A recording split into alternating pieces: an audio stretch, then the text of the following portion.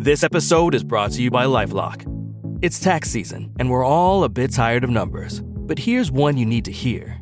$16.5 billion. That's how much the IRS flagged for possible identity fraud last year. Now here's a good number. 100 million. That's how many data points LifeLock monitors every second. If your identity is stolen, they'll fix it. Guaranteed. Save up to 40% your first year at LifeLock.com/podcast. Terms apply. It's the Anthony Cumia Show on the Red Apple Podcast Network. Oh, yeah. Another Sunday. Look how quickly that week flies on by, doesn't it?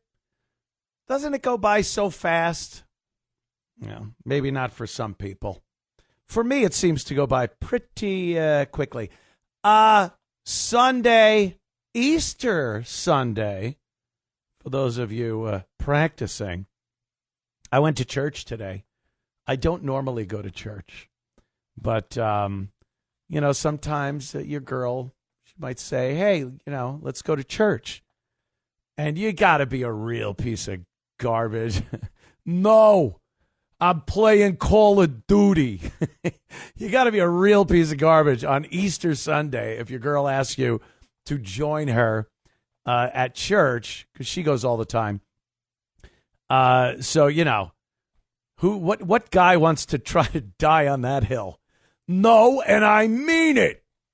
It's really not even negotiable. You're going to church. And I don't mind it. It's not like one of those things where I'm like, oh, God, I got to go to church. Oh, God, I got to go to church. It's just, from when I was a kid, I find it boring. And I'm sorry about that. I feel bad for it. I feel guilty. I'm a guilty Catholic, I guess. But I just feel kind of like I'm sitting there. I want to get into it. I want to listen to what's being said. And I do. I don't go yapping. I'm not yapping through it. But, and it's not in a language I can't understand, like Latin or something. Or it's not like when I was a kid and just wanted to get out there and play with my Tonka toys. But I'm just, I hear the words, I'm listening, and I feel like I'm just biding my time till I can leave. But I do feel like I understand it, and I understand how the people, the priests and all of the staff that they have there, the little kids lighting the candles and everything. I understand how they're really, into it, understand it. But I'm just like, I'd like to. I guess I'd like to be more spiritual, but it's just one of those things where I'm like, oh boy. And then the worst thing, and this, I don't even know how do you go about apologizing for this. Do you go to confession for something like I'm going to tell you? And I've heard from other people that they have the same kind of thoughts in church, and I don't know what this is all about, but it's real as rain. You just get these terrible, terrible, evil thoughts. And I'm not a bad person. Don't ask anyone. They'll probably tell you different. But I'm not like a terrible person. I don't do that many terrible things. But when I'm sitting in church, I can't help, like I said before, I'm a little bored. So I can't help but look around. And if there's an attractive girl sitting, I kind of look, and guys, can I get some help here, gentlemen? Guys, we look, and you could just go, wow, that's a pretty girl. Very pretty. Dressed very nice. It's Easter. She's in a little yellow or pink Easter dress or something. And that would be fine. I'm sure, everyone involved and Jesus and everyone would be fine with that. I'm admiring the handiwork of God himself. But then I start looking like at their ankles and thighs and calves. And I start thinking things, and I just feel terrible about it. But it's always been that way in church. I look around too much. I don't pay a lot of attention, and my mind starts going off on terrible things like that. I'm lusting in church. I'm lusting. For God's sake. Not for God's sake. Damn, no, not damn me. It's, I think it's just because I'm not really captivated by the whole thing. I get it. I understand it. I want to be a little more spiritual, maybe. I don't know. I just don't know. But truth be told, I've talked to a lot of people. They just have these weird, like evil, terrible, devilish thoughts when they're sitting in church. So I did it, though. I went. It was nice. It was very nice and calming when I wasn't lusting. And the people seem nice. It's, I don't know if a lot of people know, but I'm down here in South Carolina. And, oh, my God, this place. I was in New York last week. Had a great time hanging out with all the guys from the station up there. And Jimmy Norton was on last week. Just an amazing comic and great friend of mine. And all that's great. But walking around in New York City in 2025, nah, ain't for me. You know, here in South Carolina, after church, we went to get some brunch. People are dressed all nice. It's like tip of the hat. It's beautiful. Southern charm. A little of that Southern charm. But it was awesome. Had a great time. I was very happy. Great weather too. Just one of those things. A good Easter Sunday.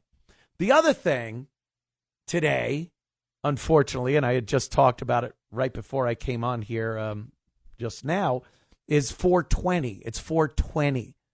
So I talked about the whole weed thing, and I just find that kind of ridiculous. If you're 12, 13, I guess it's 420. But anyone older than that celebrates, 420 by smoking weed, it's a little childish.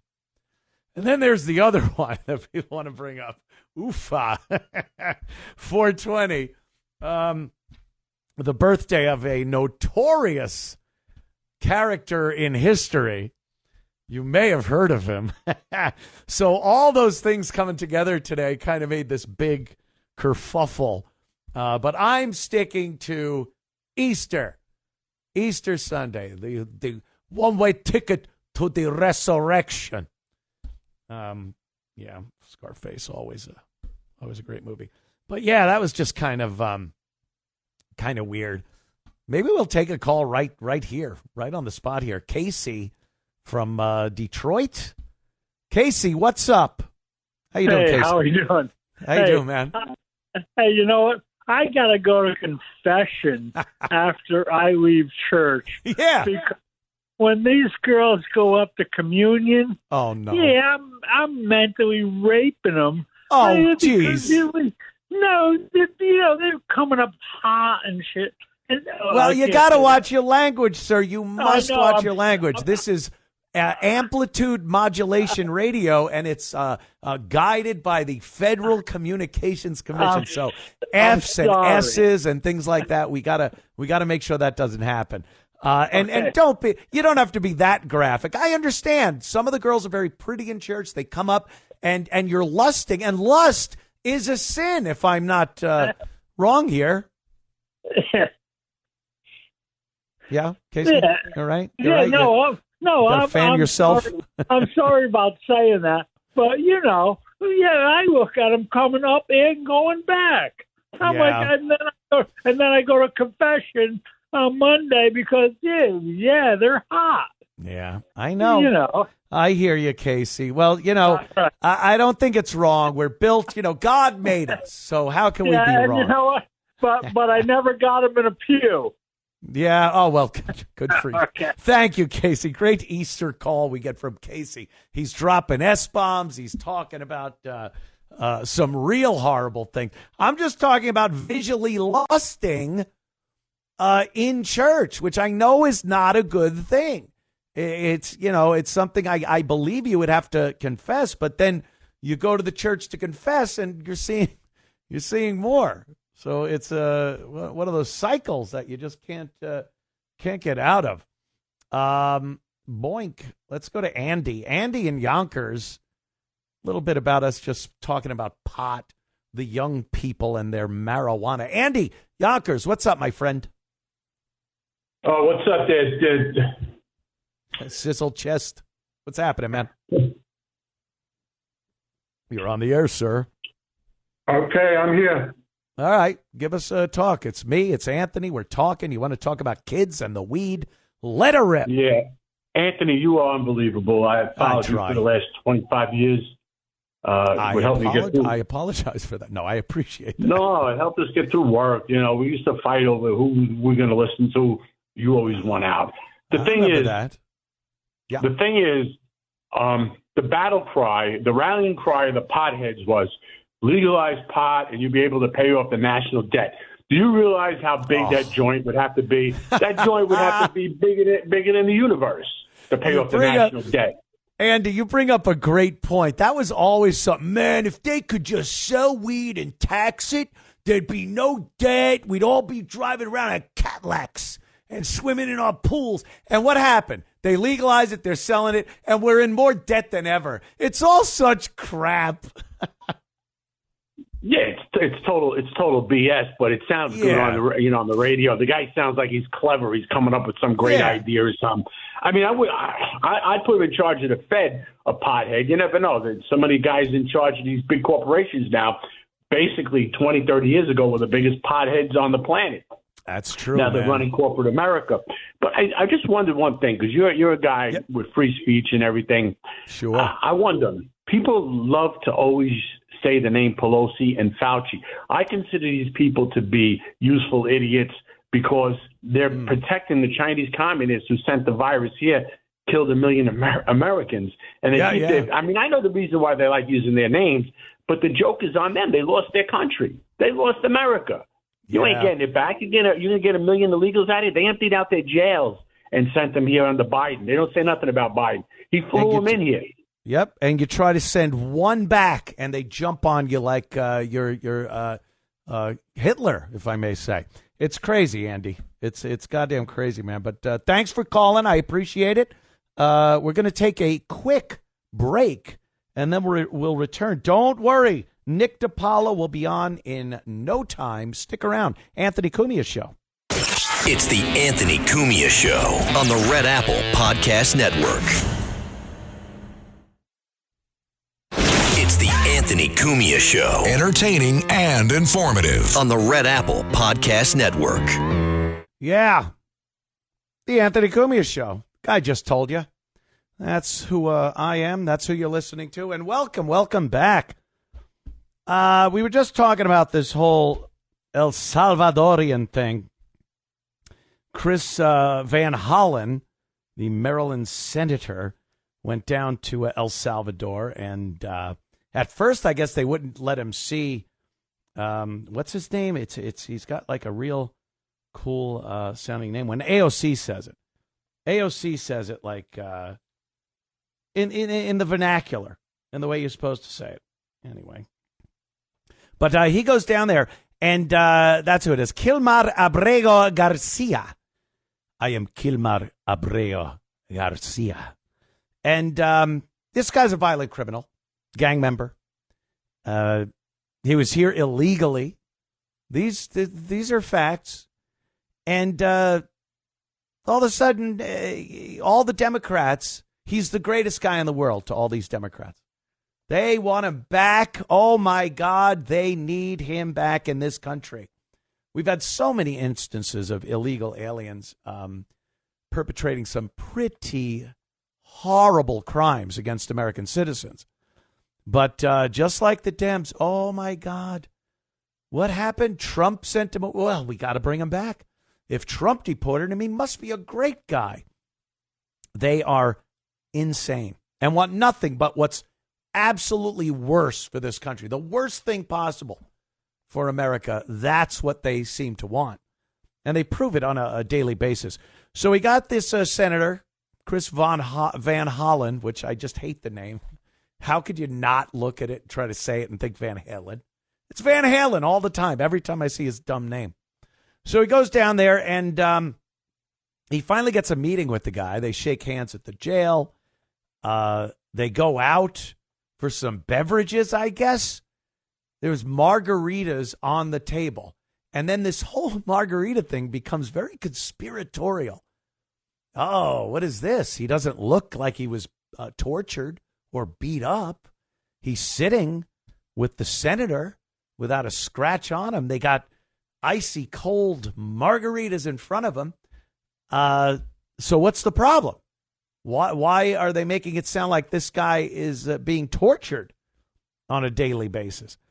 Well, Chris Van Hollen went on the news and talked about what is being known now as Margarita Gate, I guess. Let's listen to a little of Chris talk about his meeting with Gilmar Abrego Garcia.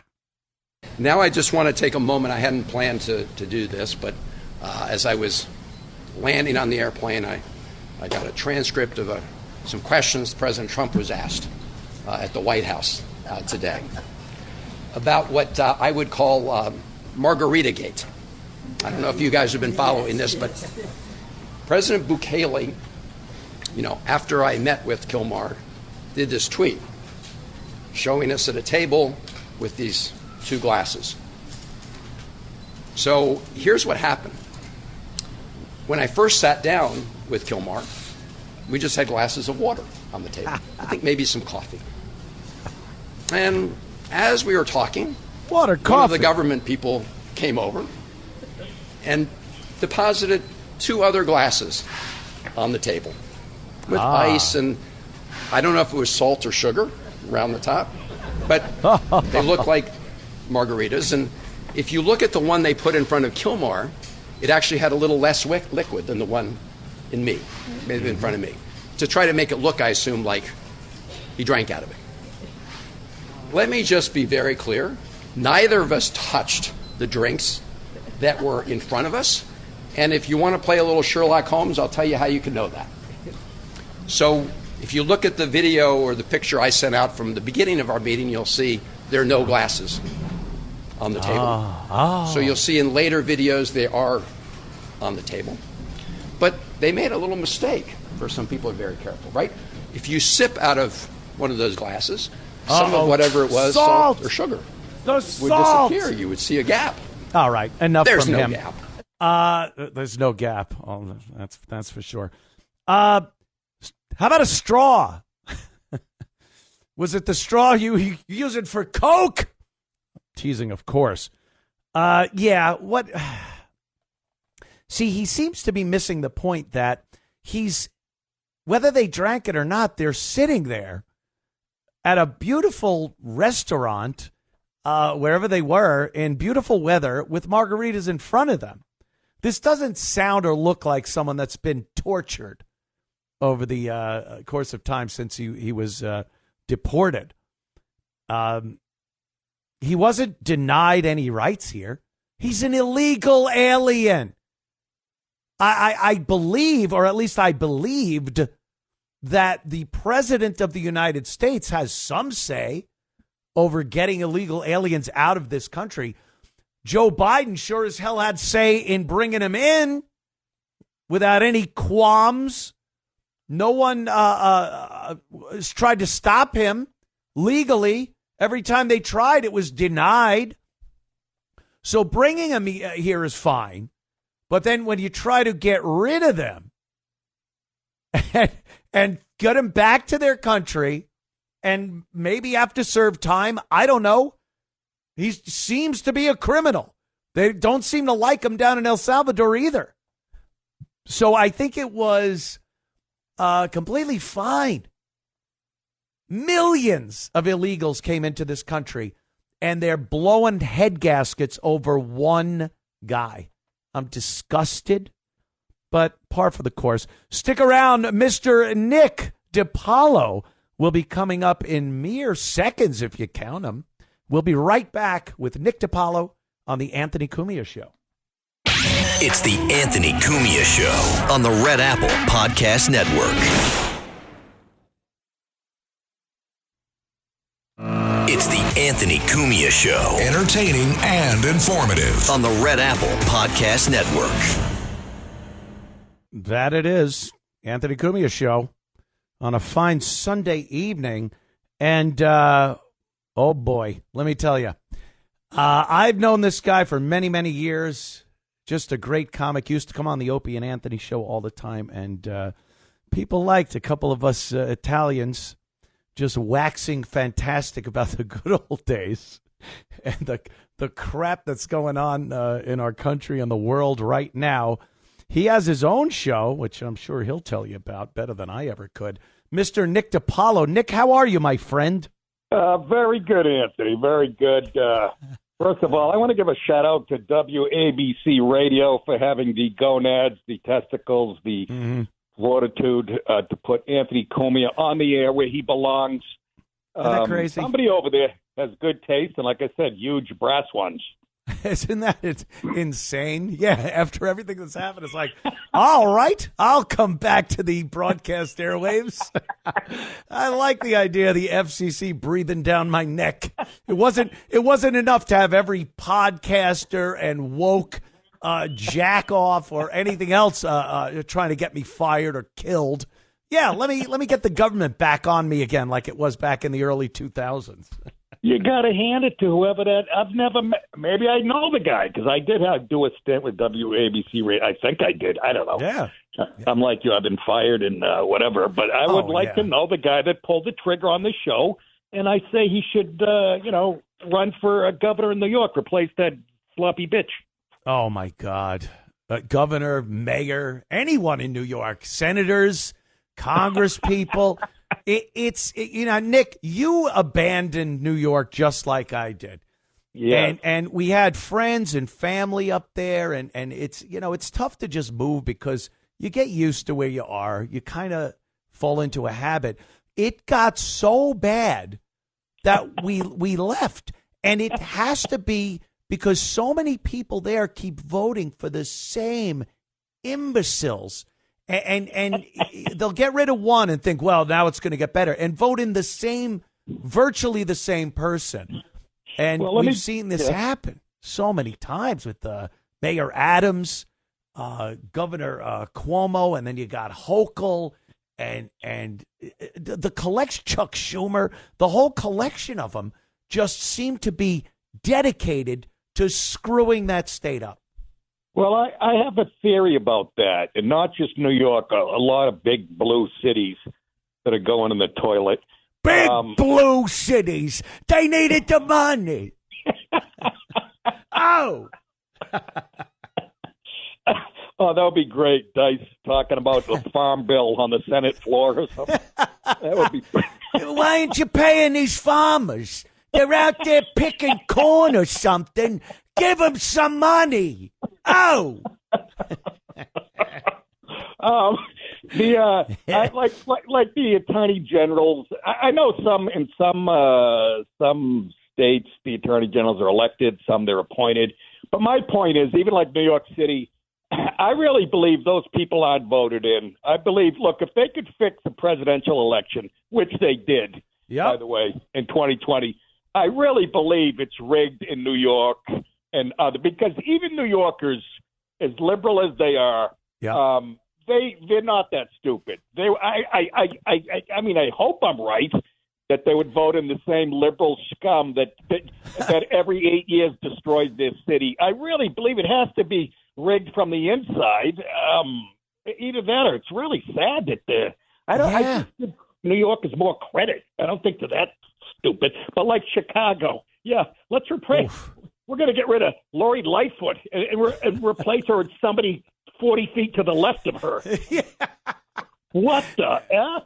Every time you just see these cities like, of course, New York, Chicago, Atlanta, then smaller ones like Baltimore. What about Oakland? Oakland just elected a new mayor, Oakland. Yeah.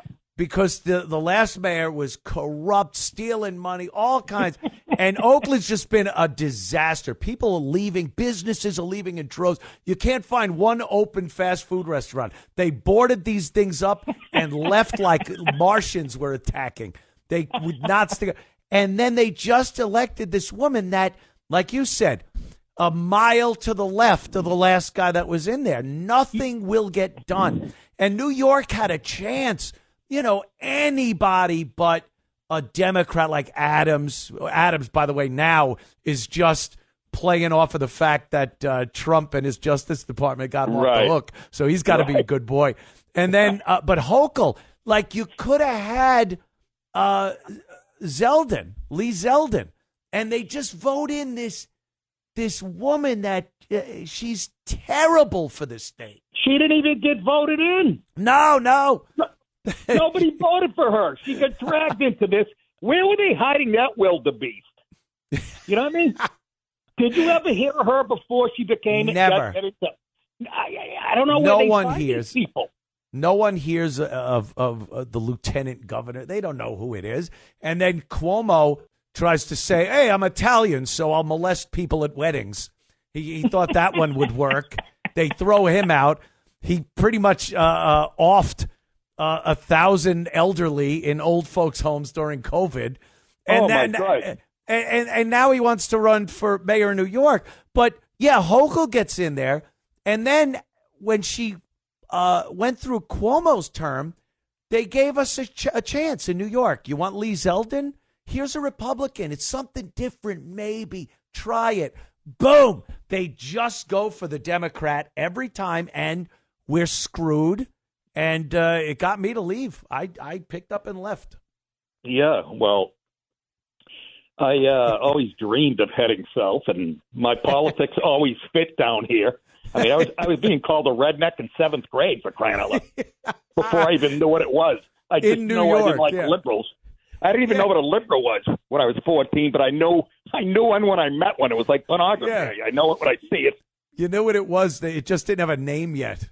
It was just,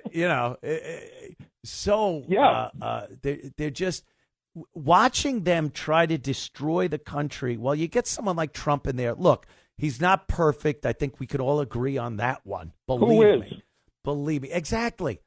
But he seems to be trying to do what's best for the country, not a little group here or this person or this soundbite. And all they're doing is trying to put the brakes on him and not let him do anything. To the point where you're looking, like I was saying, how do you look and go, can we get rid of the illegals that have been pouring into this country for years now? And then he tries to do it, and he's the bad guy. And the illegals are the heroes. Right. That's right. So what does that tell you? You made a great point. Trump, America wants what Trump wants and vice versa. But it upsets the left to no end. So what does that tell you? They don't like this country. They hate it. And by Trump showing up on the scene, he has really shined the light. And it transcends politics now. It's not about left, right, liberal, conservative. It's about, sane versus insane. They are hard. It's not hyperbole to call them Marxists. They're hardcore Marxists.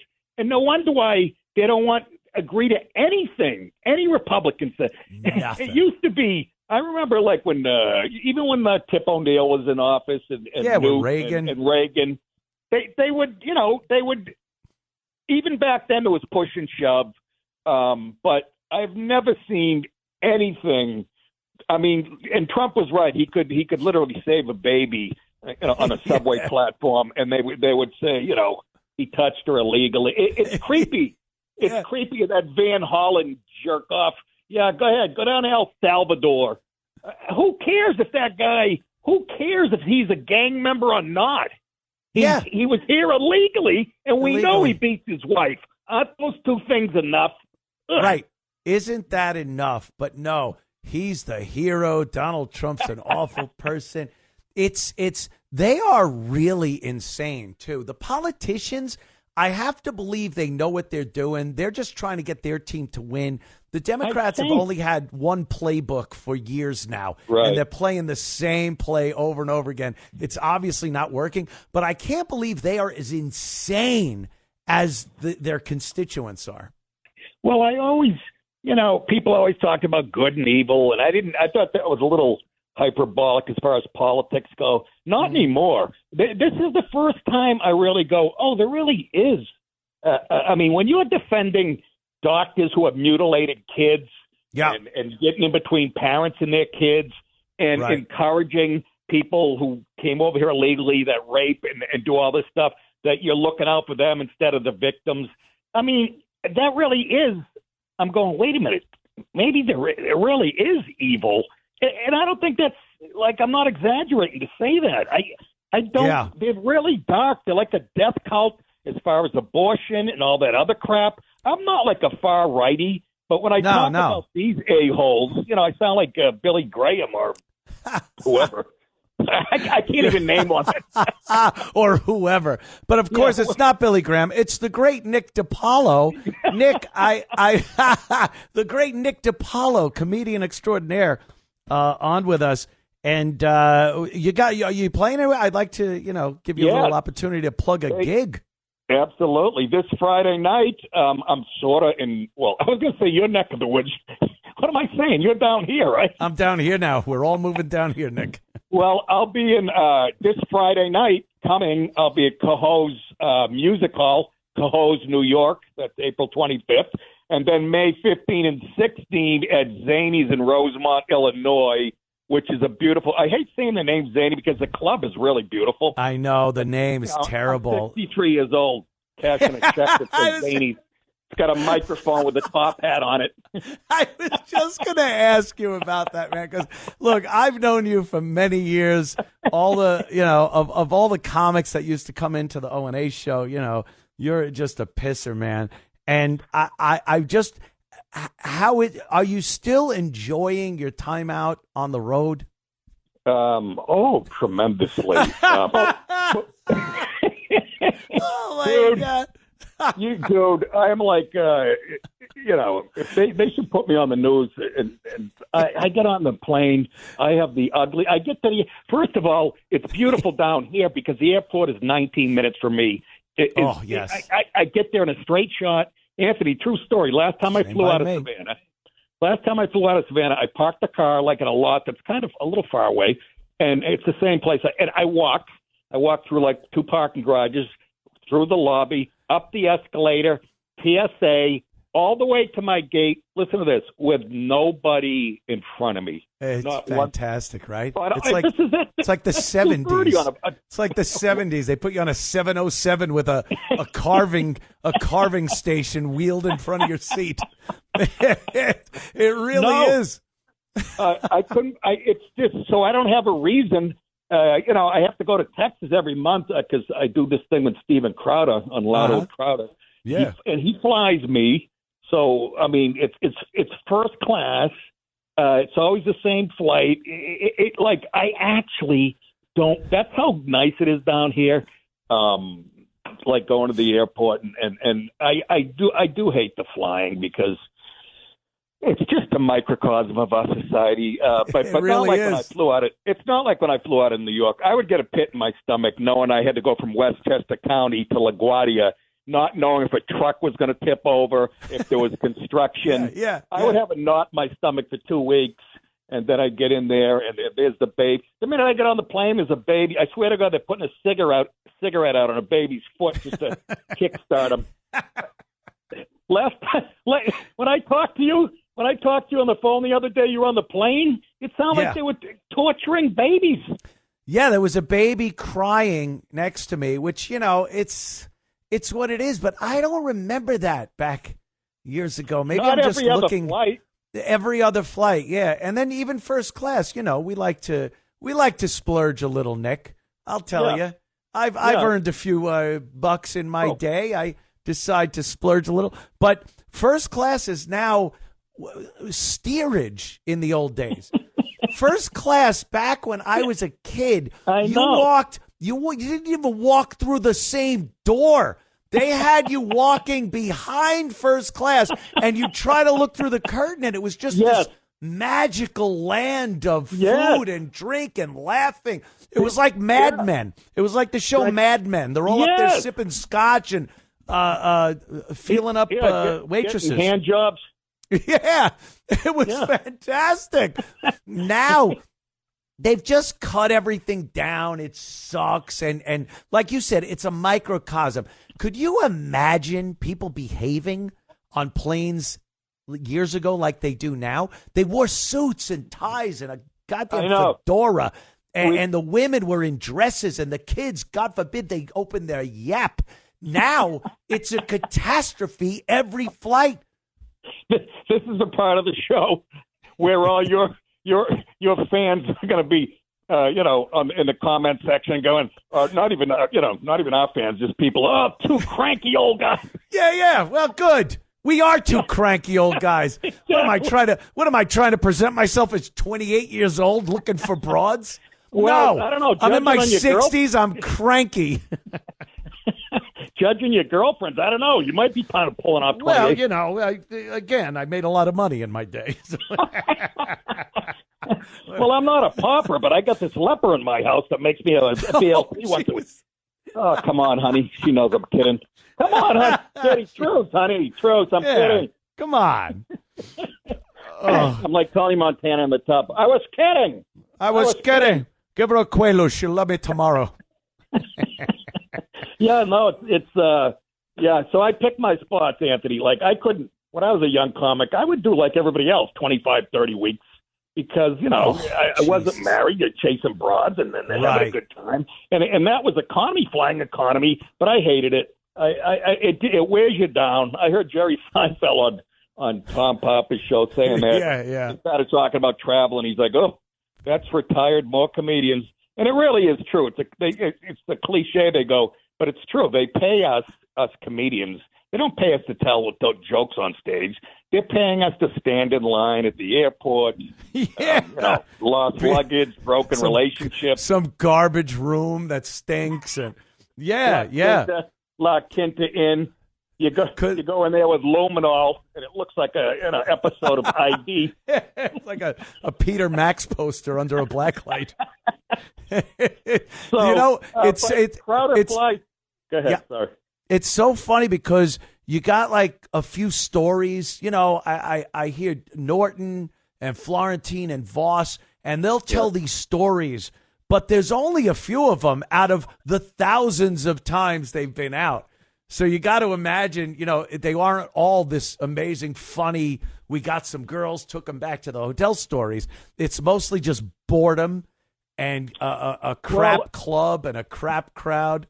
Well, I don't want to blow my own horn, but if you went back and pictured me in even my late 20s, early 30s compared to Norton and Voss, I think I would have had a leg up on the broad situation. Yeah. It always is exactly Chippendale there, and I love both those guys to death. Of course, all their Norton, stories. I say Norton. I go, Jimmy, you look better. I think Jimmy he's aging good because I texted him the other day, and he's like, I look like and I go, I said, I think you look better now than you did. And he goes, you're a good friend. You're a good friend. Yeah, he'll look at that as an insult because he thought he looked better years ago. So he thinks you're lying. I didn't mean that either. I mean, he's heavier now, but I guess he's not wearing an Ozzy Osbourne T-shirt, and he wears a jacket. And I don't know. I think he looks good. Yeah, that's great. It's going to be clipped and sent to him. He looks heavier now. No, that's the only thing that's going to be clipped and sent to him. Yeah, but I'm saying it looks good on him. Yeah. I thought whatever. He whatever. Hey, with his lifestyle, we all thought he'd be losing a lot of weight. So what are you going to do? I was worried about 20 years ago. I thought he did maybe catch a germ. Catch something from a happy ending on 48th Street behind a dumpster. Put on the bathrobe, some chicken broth, and a poodle next to him, and call it a night. You're going to stick around? We got another break. I'd like to talk to you about a few more things going on there, Nick. Okay, absolutely. Cool, all right, we'll be right back with the great Mr. Nick Di Paolo after this, the Anthony Cumia Show.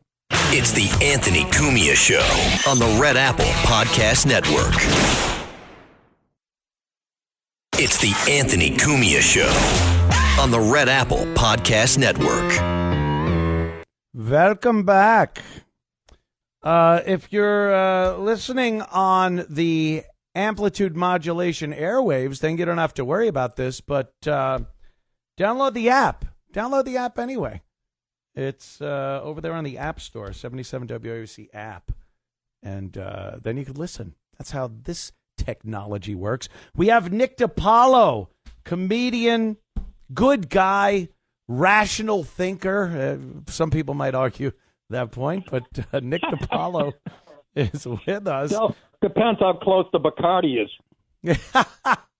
Nick, I love talking with people about the old New York days at the Comedy Cellar in New York, and because everyone loves bringing up that goddamn table, the table, and it's become this legendary thing. Whenever anyone brings up the old crowd of Colin Quinn and Patrice O'Neill and Greg Giraldo and all these guys, and you obviously, and they think it's still a thing that comics would still sit in a club at a table and talk like you guys did about what's going on in the world. And but you guys took busting balls to a level no one could even deal with now.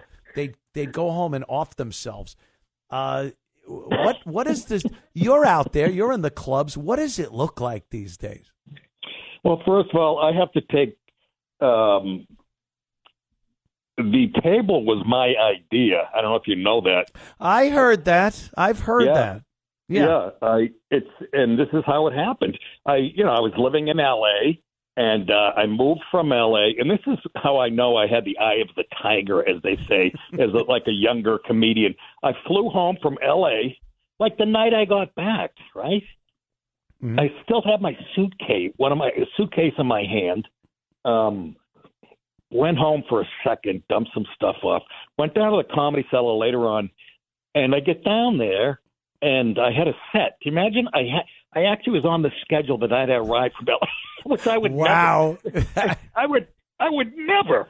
Never. And people who know me, I wasn't like the fucking hot. Excuse me, I wasn't the hot. Ding, ding.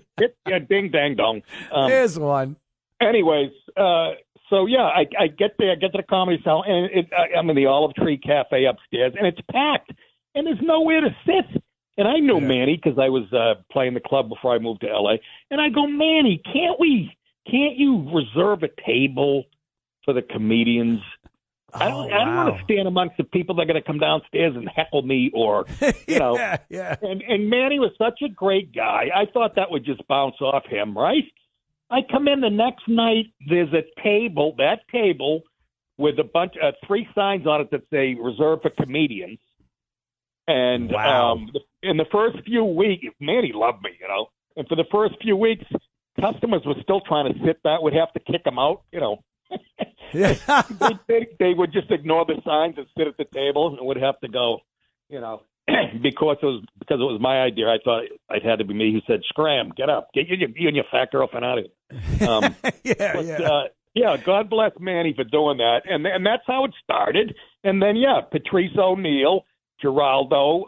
I'm trying to remember some guys that are alive. Norton, Voss, Jimmy Bob Norton, Kelly, and Bob Kelly and Voss and Colin. And yes, we would have at it.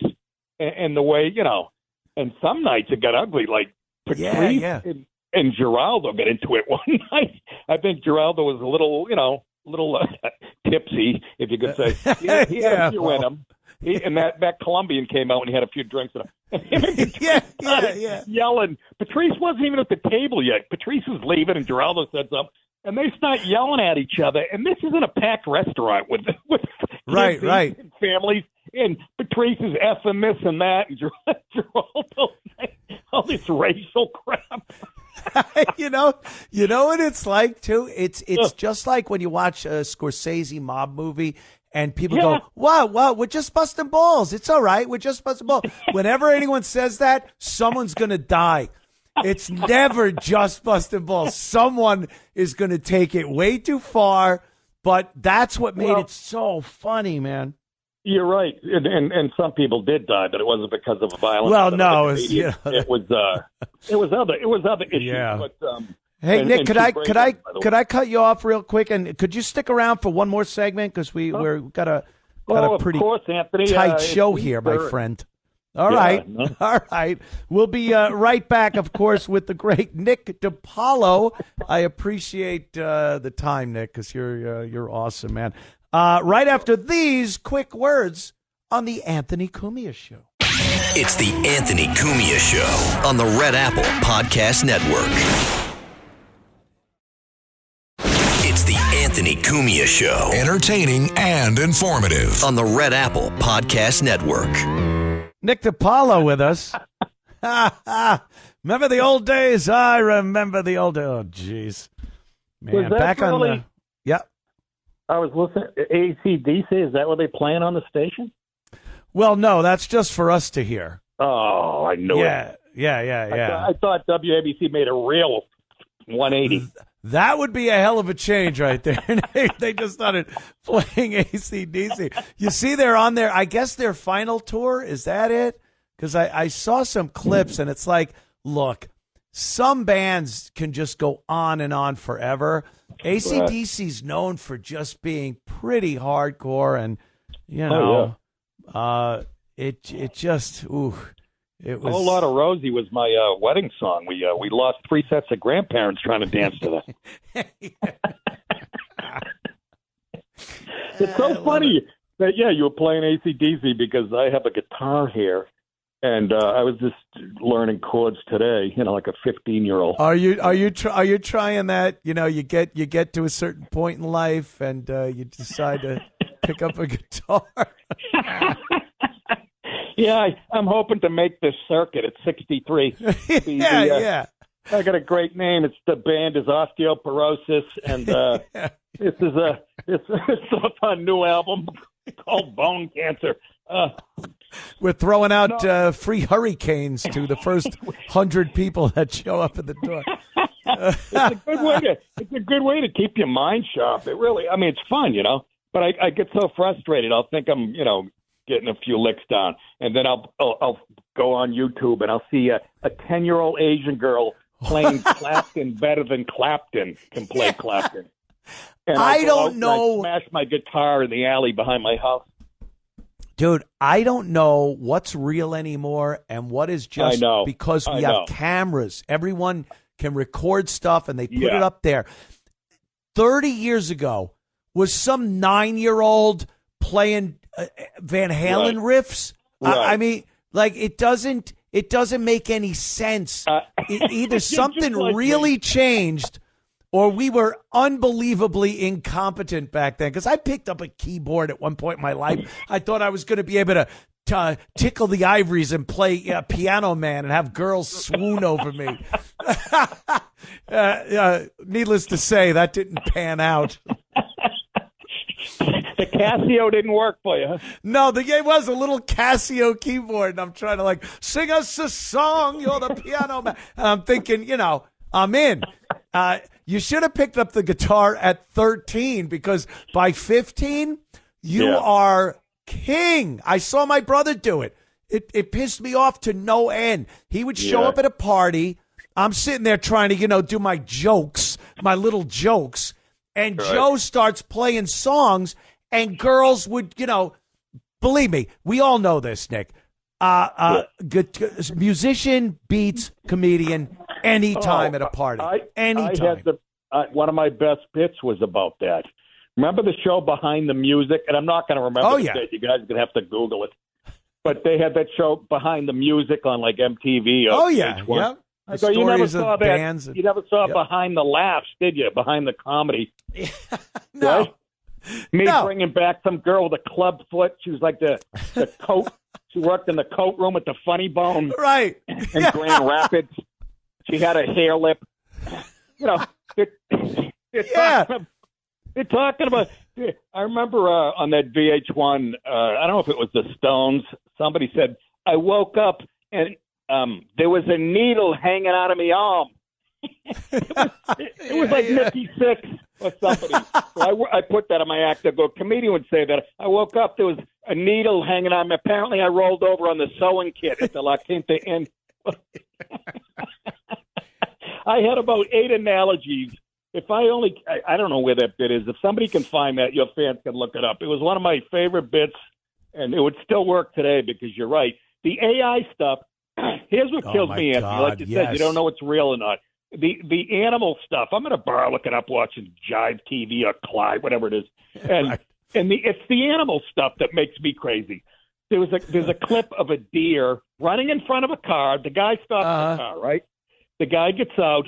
The deer leads him into the woods to another deer that was wounded. And I go, that never happened. I look at a stranger next to me. I go, that never happened. So I try to write a bit on that, too. I go, some of them are believable. Somebody picks up a bird that was hurt, whatever. I go, but, yesterday I saw one. It was a great white shark helping an old lady across the street. I go, that's it. that's got to be AI, right? Right? It looks real, though. I don't know. It's You know what? You know what it is also with like going to those parties years ago, and like I said, my brother would be there, or a musician. Anyone can accidentally be funny. Like you could have a guy at a party, and he might say something, and it's funny, and people look at him and go, "Oh, that's funny." You don't accidentally pick up a guitar and play a Led Zeppelin riff, right? You just you have to be good. You have to have that talent, and girls will gravitate toward that so much faster. I don't care what they say. What's the most important thing? A sense of humor, I think, is mostly sure. Yeah, I was funny while I had zits on my face, and and I'd finish up a little premature. But what do you find important? Well, a big dong, and he's got to be able to play the Les Paul. He's got to do 3 songs off the Black Sabbath's first album, and he might get the first. But you're right. It's the comedy thing. That's the part. What's tough about stand-up, though, because of what you just said, almost everybody has made their friends laugh at a party. Right. But yes. Anthony, what that does is make them think that they're comedians. Yeah. Between making your friends laugh at a party and going on stage and converting that to strangers, is a whole different ballgame. So everybody has made somebody laugh, which makes everybody an expert on comedy. You're like, he's and you can be very unfunny and get away with it. I mean, a lot of people don't know the difference between a Bill Hicks and I always say Carrot Top, but I like him. I don't want to pick on Carrot Top. No, he's actually done very well for himself, and he's always gotten good reviews, that son of a bitch. Tell me about Anthony. You know how depressing it is? I play Vegas, and I'm walking down the hall to my room, and all the do not disturb signs have Carrot Top's ad to him at the MGM Grand. Yeah, his face. And I'm playing Tom's Lounge. At the Zebra Hut. Yeah, people can fake it at a party. One line, your friends are funny. And then I guess it had to be back in the early 80s when that comedy boom happened, where everyone thought they were a comic. I think that was part of it. A lot of those open micers started out with, hey, I cracked my family up at around Easter. Everyone's laughing. And they bought it. And there were all these comedy shows that were out. Evening at the Improv and the Caroline's Comedy Hour. Yeah, Caroline's Comedy Hour. And they were, for the most part, terrible. You'd get one guy on there that might make you laugh, and then it hit that wall. Finally, thank God. It hit a wall where people are like, we're waiting for the cream to float to the top. And it happened. That's what I've been saying this. That's how I feel about podcasts right now. There are too many podcasters and podcasts because everyone could go to Best Buy and get a podcast play kit and set it up, and now they're a podcaster. But they don't know what the hell to do once they turn the mic on. I think we're in that same thing with podcasting that we were comedy in the 80s. Well, and comedy's getting saturated again now, too. But, God. I'm glad you brought up podcast. This is how bad I am at marketing myself. Yeah, come on, Nick. Even I have a podcast Monday Nick DiPaolo, everybody. Where can we hear you, Nick? Monday through Thursday, 5 p.m. Eastern on Rumble. And if you guys don't know who Rumble is putting YouTube out of business. Rumble's the naughty version. The naughty version of YouTube. I can go wild on Rumble, and I know it's God bless the guy that runs it, Chris Pavlovsky, whatever his name is, but he's like the only thing that stands between us and total censorship. It's so rough these days, man. Like I do my show, my internet show, and it's just there's nothing I can't say because it's subscription based, it's private, but everything else, I put stuff up on YouTube. I got to be real careful. And now, this is FCC, Nick DiPaolo. The FCC's watching and listening right now to make sure Anthony Cumia doesn't screw up again. Yeah, well, if you're listening, leave him alone. Thank you.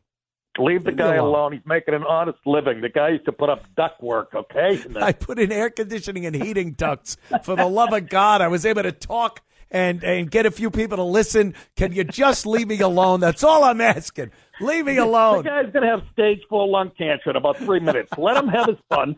Breathing in asbestos. Oh, you didn't call me, Tony. You didn't call me. You did construction. Yeah. I We did all all did. that stuff.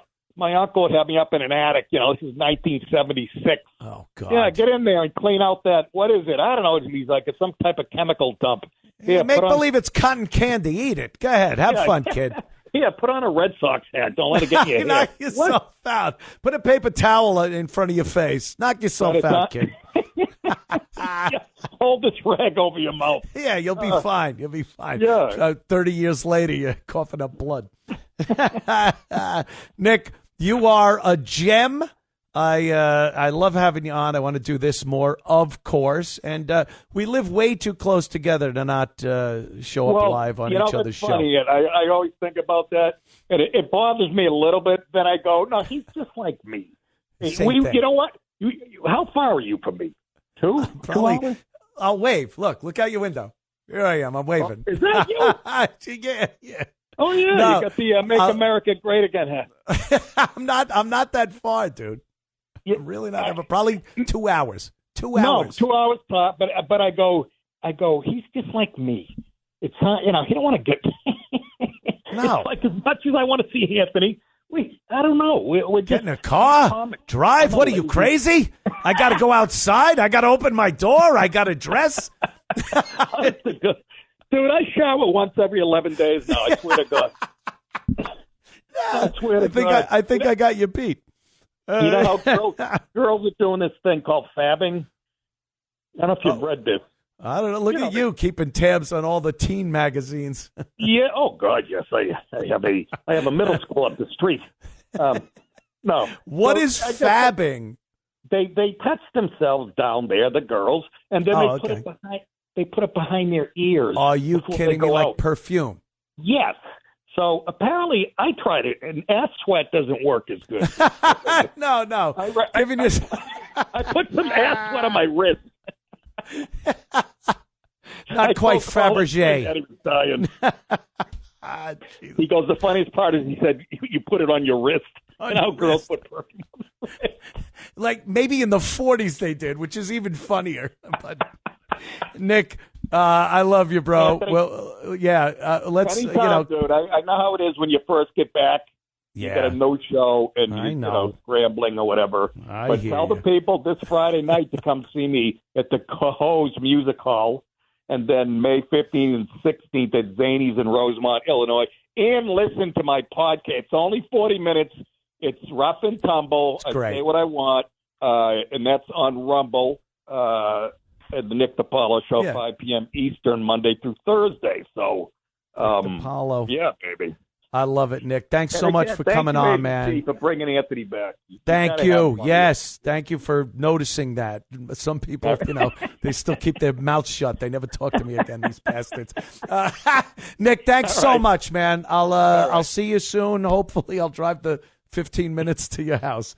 All right. Yeah, let's meet at a Waffle House halfway in between. Yeah, let's do that. The great Nick DiPaolo. We'll be right back after these words. It's the Anthony Cumia Show on the Red Apple Podcast Network. It's the Anthony Cumia Show. Entertaining and informative. On the Red Apple Podcast Network. My God. So much fun. Nick DiPaolo, just a great guy. Funny as hell. You go to one of his shows, he doesn't give a crap, I guess I can say. He's up on stage. He definitely cares about what he's doing. He's very funny, but a heckler, to be a heckler in front of Nick, ooh, boy, that's brutal, man. He will destroy you. And it's just really funny and, pertinent to the times. Great guy, Nick Di Paolo. I actually wanted to talk about this with Nick, but he had to go. Fake news, everyone. There's some fake news going on. Can we get some fake news? Because it's now. Fake news, folks. Fake news. It's the fake news. Fake stories. News moment.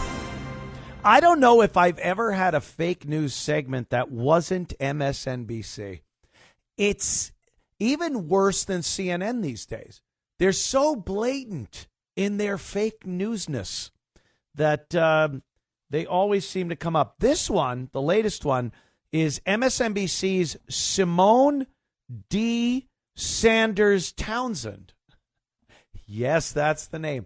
How pretentious is having Simone D. I don't know what the D stands for. And why didn't you do like Simone D.S. Townsend instead of Simone D. Sanders? Or do the whole thing. Simone Dillon Sanders Townsend.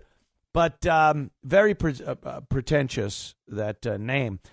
And this is from MSNBC. And because of the deportations of the illegals, people just are assuming that anyone that Trump doesn't like, even if they are an American citizen, could possibly get deported. Let's listen to Simone D. Sanders Townsend. I've been talking about the Nelson of the NAACP Legal Defense Fund. She penned an op-ed in The Nation this week, and her op-ed talked about that we think that democracies are... The way they die is dramatically through these wars and blood is shed, and it's cinematic in a sense. But really, the realistic way in which democracies die is that it's dismantled brick by brick, piece by piece. And she says, that was what in we Star are seeing Wars. now with the that. lawlessness from this administration are really the canaries in the coal mine gasping for air. I'm paraphrasing here. But to me, that is why Kilmar Abrego Garcia's specific case, case of the gentleman who's a makeup artist out of California who was also sent to that prison. That is why the 75% of the folks who have been sent, the men who have been sent there that don't have criminal records, that is why this is so important. Because if they could do it to them, if they could snatch students off the street without any pushback or recourse, they will do it to any of us. And to be very clear, it's going to be the people of color and vulnerable communities that are next in line. I think that's right. And that's certainly part of why the her. Thank you. So, because they deport illegal aliens, which has been happening forever in this country, for some reason, we are going to be deporting everyone? People of color. I like how she says that. People of color. Has this happened? Did Trump say in any way, shape, or form that that might be something that may happen in the future? Of course not. It's more fake news, and lies and propaganda. I don't know anyone that watches MSNBC. I think more people just heard MSNBC right now on my show than they did on MSNBC, quite frankly. But that's what's going on. They just pour this nonsense and garbage onto the American people. It's no better than the old Soviet Union was. Look up Pravda or TASS news agency. Those were the old Soviet Union newspapers. And it's no different than MSNBC and CNN is now. We'll be right back after a couple of seconds. Don't go anywhere. It's the Anthony Cumia Show on the Red Apple Podcast Network. It's the Anthony Cumia Show. Entertaining and informative. On the Red Apple Podcast Network. Shocking. We were shocking. Look out. Anthony Cumia show. Let's take a call or two. We've talked about a few things that I think the people want to either rebut, agree with, or just babble about. How about Jim? Jim apparently is from upstate New York. What's up, Jim? Hey, Anthony. Hey, you're my new favorite show, man. I'm not Hey. fucking off. You're really good. I appreciate that. I was a Stern guy back in the day, and can't stand him now. It's so different, man, from the old days. I was what they called in the business a P1 listener. I wouldn't miss 1 second of Stern, and it's like a different person now, but, you know, he's what, 70-something? He's supposed to fit in with the elite Hollywood crowd. Yeah, the Hollywood guys. Jimmy Kimmel, Robin. I was hanging out with Jimmy Kimmel. Hoo, Robin. Yeah. It's tough following Nick Di Paolo. He's good. I actually did a little stand-up comedy about 20 years ago. Oh, did you? Well, you know, I started with some bringer shows down in the city, and then it costs you so much money to go down there just for like 15 minutes, and you got to convince people to go down there and watch you. You know, do you have a yellowing headshot hanging in some club somewhere? Well, actually, I booked for a paid show on New Year's Eve, opening for D.L. Hughley on New Year's Eve at New York Comedy Club. Was that before or after 9/11 New Year's Eve? That was after 9/11. I was thinking about that. Like, is this the night they're going to blow up the Lincoln Tunnel? You never know. I never made it. I broke down with my tractor trailer. I needed the money. I had to work that day and never made it. I was calling the booker, and he never answered my phone calls again. You're like a rom-com character. I drove a truck, but I was doing stand-up comedy. I met a great I've girl. done a million things, man. I used to go to restaurants. I had a pizza place in Newark. I bought a farm upstate. What's that? Look at you. What are you doing now? You sound motivated. Trucking. I have a small farm upstate New York. I buy and sell equipment. I have a small diner I bought up here that's closed. Look at you. You'd never stopped. You're a motivated guy. I like hearing that. You know what it is, man? I lost everything back in the 90s. You know, I had a business that went under, and you know, I spent every dime I had. You know what I mean? And living the life. You know what I mean? And then it all went away. You know, and the only thing. But you're a kind of guy that seems like you pulled yourself up by those proverbial bootstraps and got your ass in gear. I learned the value of money, and I buy things cash. You know, and I private financing. I buy things cash. I'm always flip. I'm up at my shop right now. I go 7 days a week. Well, like I said, you literally are my favorite show now. You're funny, love it, man. I appreciate you're smart. You're edgy. You know, you go to the edge and you pull back. Thank you. Would you ever take like a weekly gig if they offered to you during the week or no? Yeah, it's been it's been discussed. I'll just say that. But what am I doing? I'm hanging out down here in South Carolina. I fly radio controlled planes. I play with my cat and my soon to have dog. Other than that, yeah, give me a show. I'll do it whenever they want me to do a show. I'll do a show. I love it. I listen to your podcast. I'll listen to your show, and then I'll re-listen to it during the week on your podcast while I'm driving. Thank you, Jim. Yeah, and I said I'm not a suck up, man. But no, that's you're great. And No, you seem like I never knew you back in the day. I knew your show. Opie and Anthony. Except I was a Stern guy, you know, and I just happened by chance listen to your first show when it came on a few weeks ago, and I was like, "This is great." You know, I actually turned a few people onto it. I really appreciate that. The genuine compliment. Very said, cool. you talk about the illegal aliens and trucking, dude. They're destroying trucking. See, there's an unknown program that Biden and state installed called the non-domiciled CDL program. He fast-tracked refugees, and there's probably over 1 million refugees untracked, right? Fast-tracked that are driving tractor trailers now, like Somalians, Pakistanis. Oh, my God. Now, if I'm not wrong here, Jim, and let me tell you, because I've kept tabs on this through the news, they are some of the worst drivers ever. They're involved in so many just regular, not even commercial, regular crashes. They're not insured. They don't have a license. This is terrible. I haven't heard about this yet. I've had to back him in, dude. I had a Somalian guy from this one company. He's like 20 minutes. He's trying to back it in like a snake. I say, hey, man, stop turning the wheel. He goes, turn the wheel which way? This way, this way. I literally stood on the step and backed his truck in. I'm the truck driver now. Yeah, listen, you know what it is, man? It's killing trucking. because they'll work for anything. Trucking goes up and down in cycles. The rates go up. The rates came down, and they're never going back up because these guys ain't going nowhere. If you're living in a hut in Somalia and making $400 a year, now you're in an air-conditioned tractor trailer. You know what I mean? Oh, it's the life. Right. You go into the bathroom, and I'm home every day. But you go into a bathroom at a truck stop, they're in there washing their feet in the hand wash thing. It literally looks like a third world. See, people don't know about this. They're unvetted, fast-track refugees that are driving tractor trailer now. I haven't heard this, Jim. They've dumbed the job down so much. Automatic transmissions, GPS in any language. They just point them and go. And it's a real problem in trucking.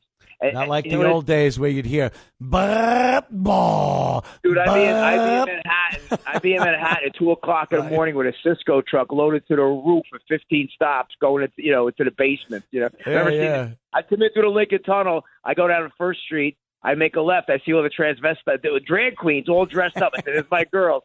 Norton was probably there flirting with Jimmy. Yeah, you probably saw Jimmy there. Jim, thanks so much, man. I appreciate you listening, and I appreciate what you do, man. You're a motivated guy. We need more guys like you, man. Thank you. Man, that's something. Yeah, every single aspect of this country has been screwed over by what this Biden-Harris administration did over the past 4 years. And, Obama, too. The first term of Trump was a speed bump. That was just a speed bump to try to slow down what was going on. But having the speed bump between Obama and Biden, or whoever, was the president, we don't even really know, it screwed everything up. They put so many illegals into this country. And even now with Trump in office, we can't even throw them out. They're losing their minds. And it has been so detrimental to this country. And they'll try to tell you immigrants are they're gold. Oh, diversity is our greatest strength. We need more people. That is such garbage. If you are qualified and you can help and make this country a better place, come on in. You are cordially invited to be a citizen of the United States. But you got to assimilate. You got to realize what makes us America and what type of morals and values we have, things we hold dear as a country. You can't be against that and just want a free ride. Then get out. No one's saying that everyone that comes into this country is bad. But the vast majority recently, over the past few years, over Obama and Biden administration, they're terrible. They've been terrible. This is a bad time for this country. And he's right. He's right. I've watched videos, dash cams of these trucks because the companies put cameras in them. They want to see how these guys from Somalia or Central America are doing. And you watch these videos and they're hazards, just complete hazards. They don't know what they're doing. They're giving them this giant weapon to wield on the highways. And it's terrible. Terrible. Let's see what we got here. Paul from AOC country, Queens, New York. You like AOC, Paul? No way. She's your girl, though, man. She's your girl. No, but AOC's up on the northern side of the border up here. I got Joanna Mariola. I got Vicky Palladino. I got a whole bunch of people that know what's going on. Some of the Goombas. All right. Yeah, exactly.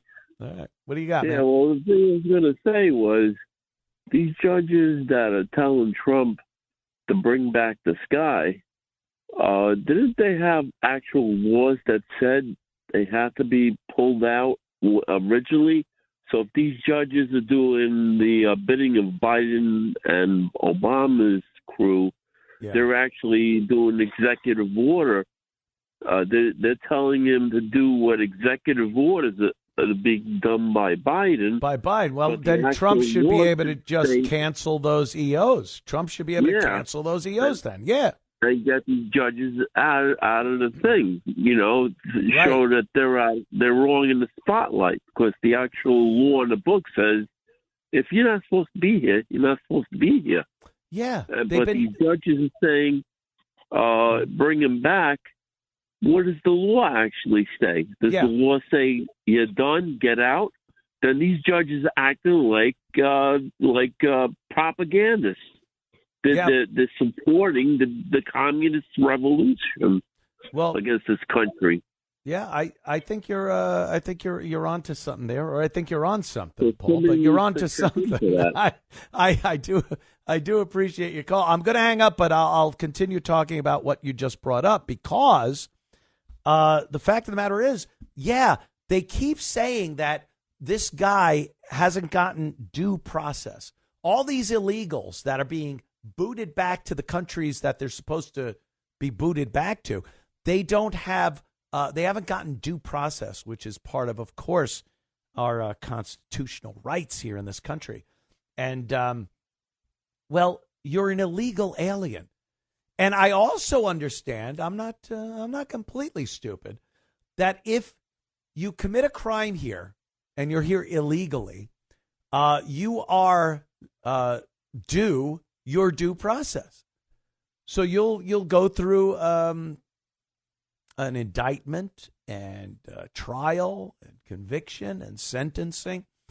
But if you're illegal, you don't have to be tried. There's no trial for being an illegal alien. There's no due process there.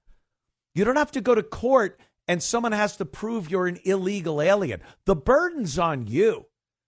If the cops came here to my house and said, Anthony, you're an illegal alien, we are going to deport you, I could show them so much documentation that I am a citizen of the United States of America that of course I wouldn't be deported.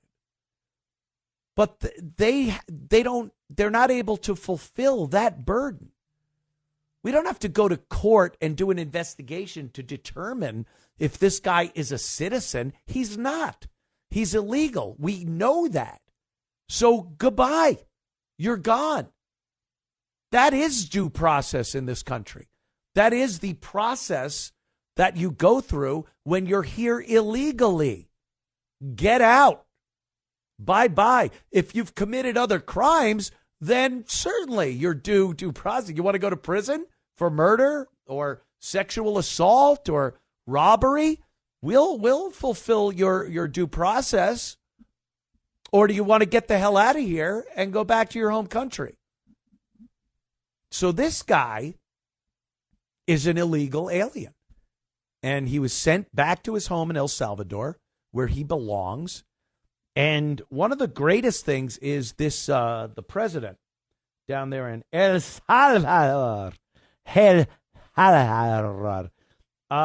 Even he knows, even he says that he's taking care of his criminals. He'll deal with it. Send him down. He will deal with it because he likes good people. He likes good law-abiding citizens. Do we got the El Salvador president? Yeah, he kind of agrees with Trump. And let's hear this guy. His name sounds like Bukaki, but it isn't. Go ahead.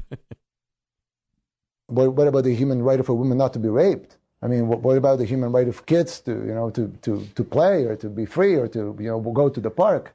And what about the human right to live or the human right to walk in the street, right? But no, they were worried about the human rights of the killers. Yeah, worried about the human rights of the killers.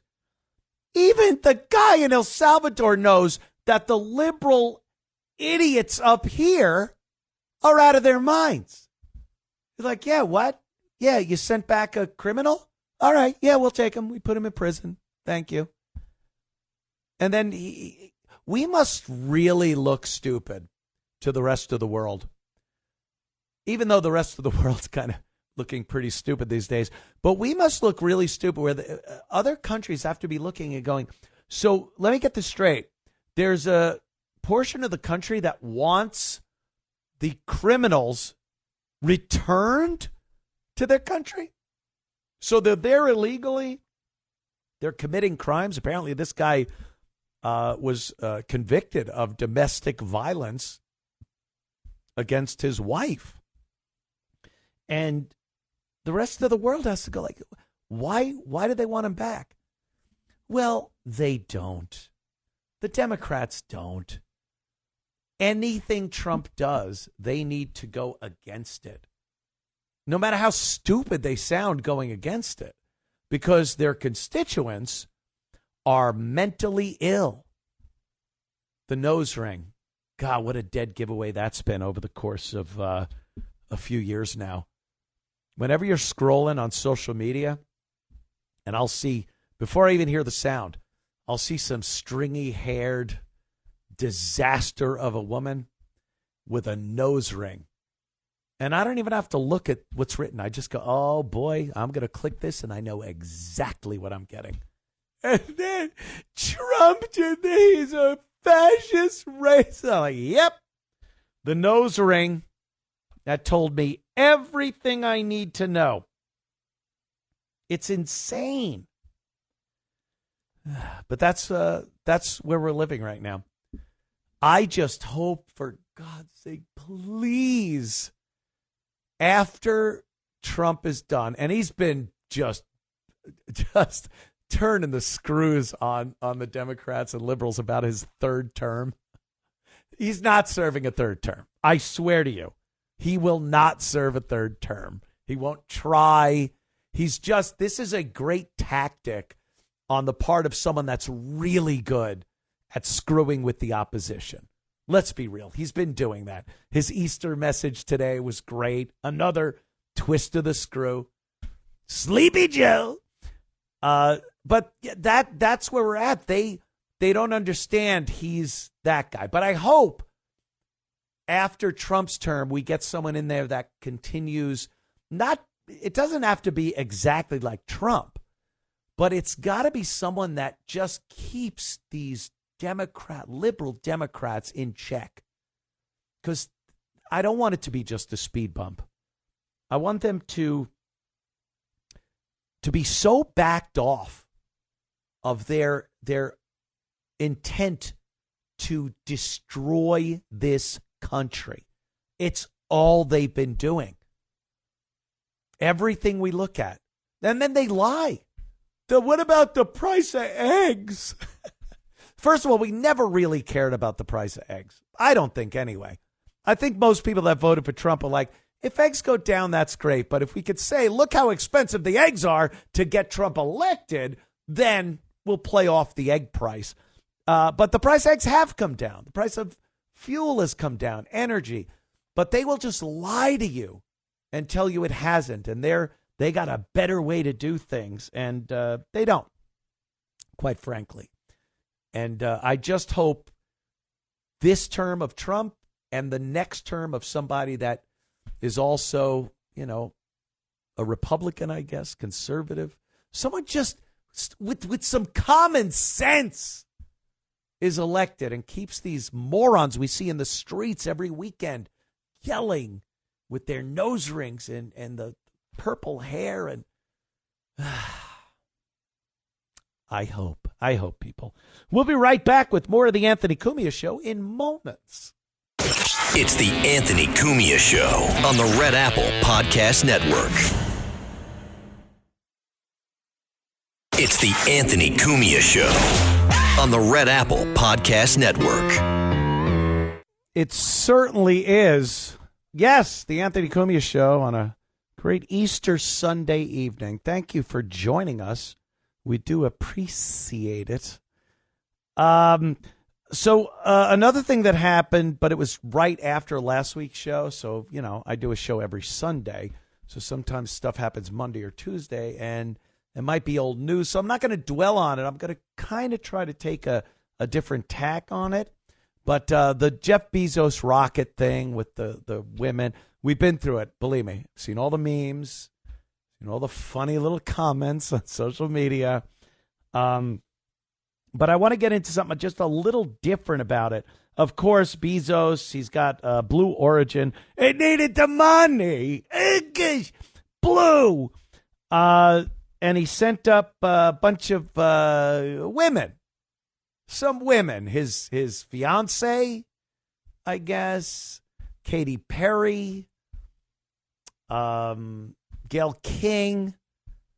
And then some other girls that no one really knew. It was like, when they do an ensemble cast on TV and the players, but then there's background. Like in Welcome Back, Kotter or Happy Days. You'd go to the diner and there's Fonzie and Malf and Richie, and then there's people in the background. So they had a couple of people in the background.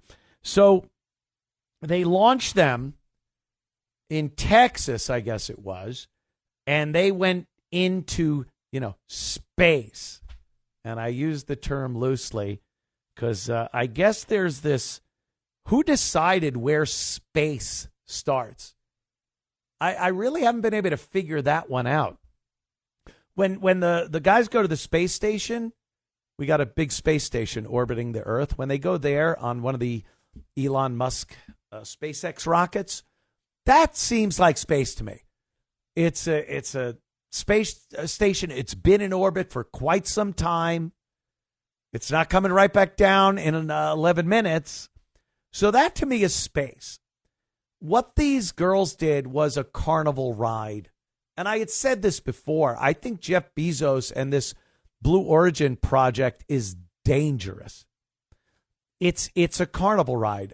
He puts celebrities of some note into this thing and then blasts them off past a certain altitude.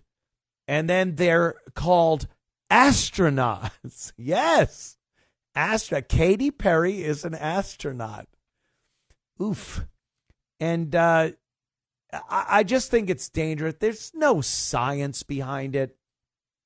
There's no real gain of knowledge behind it. You're just shooting a bunch of girls up as high as this rocket can go, and then they come back down. So it's ridiculous, and the whole thing was silly, and we all laughed, and Gayle King got mad, and Katy Perry said stupid things because she's Katy Perry, for God's sake. What did you expect? This is one small step for man. No, we're getting the love. The love that I wish we all could love and feel love. So it was stupid.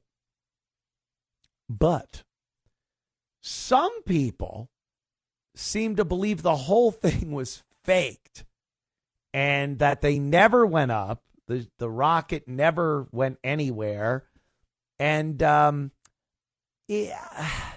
I don't believe that. And I've been criticized by a lot of people over the course of the years because I believe that we went to the moon.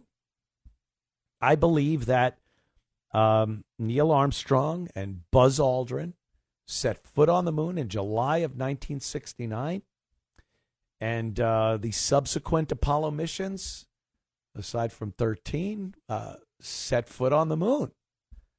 And I've been called an idiot, a dope, a boomer. That's a good one. Hey, boomer. Like, the truth be told, there's nothing that really disproves that we've been to the moon. There's a lot that proves we have been.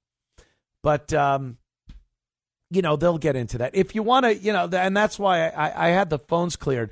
If you want to call and try to convince me that we have not been to the moon or that the earth is flat, that's another one. I'll waste a few minutes doing that.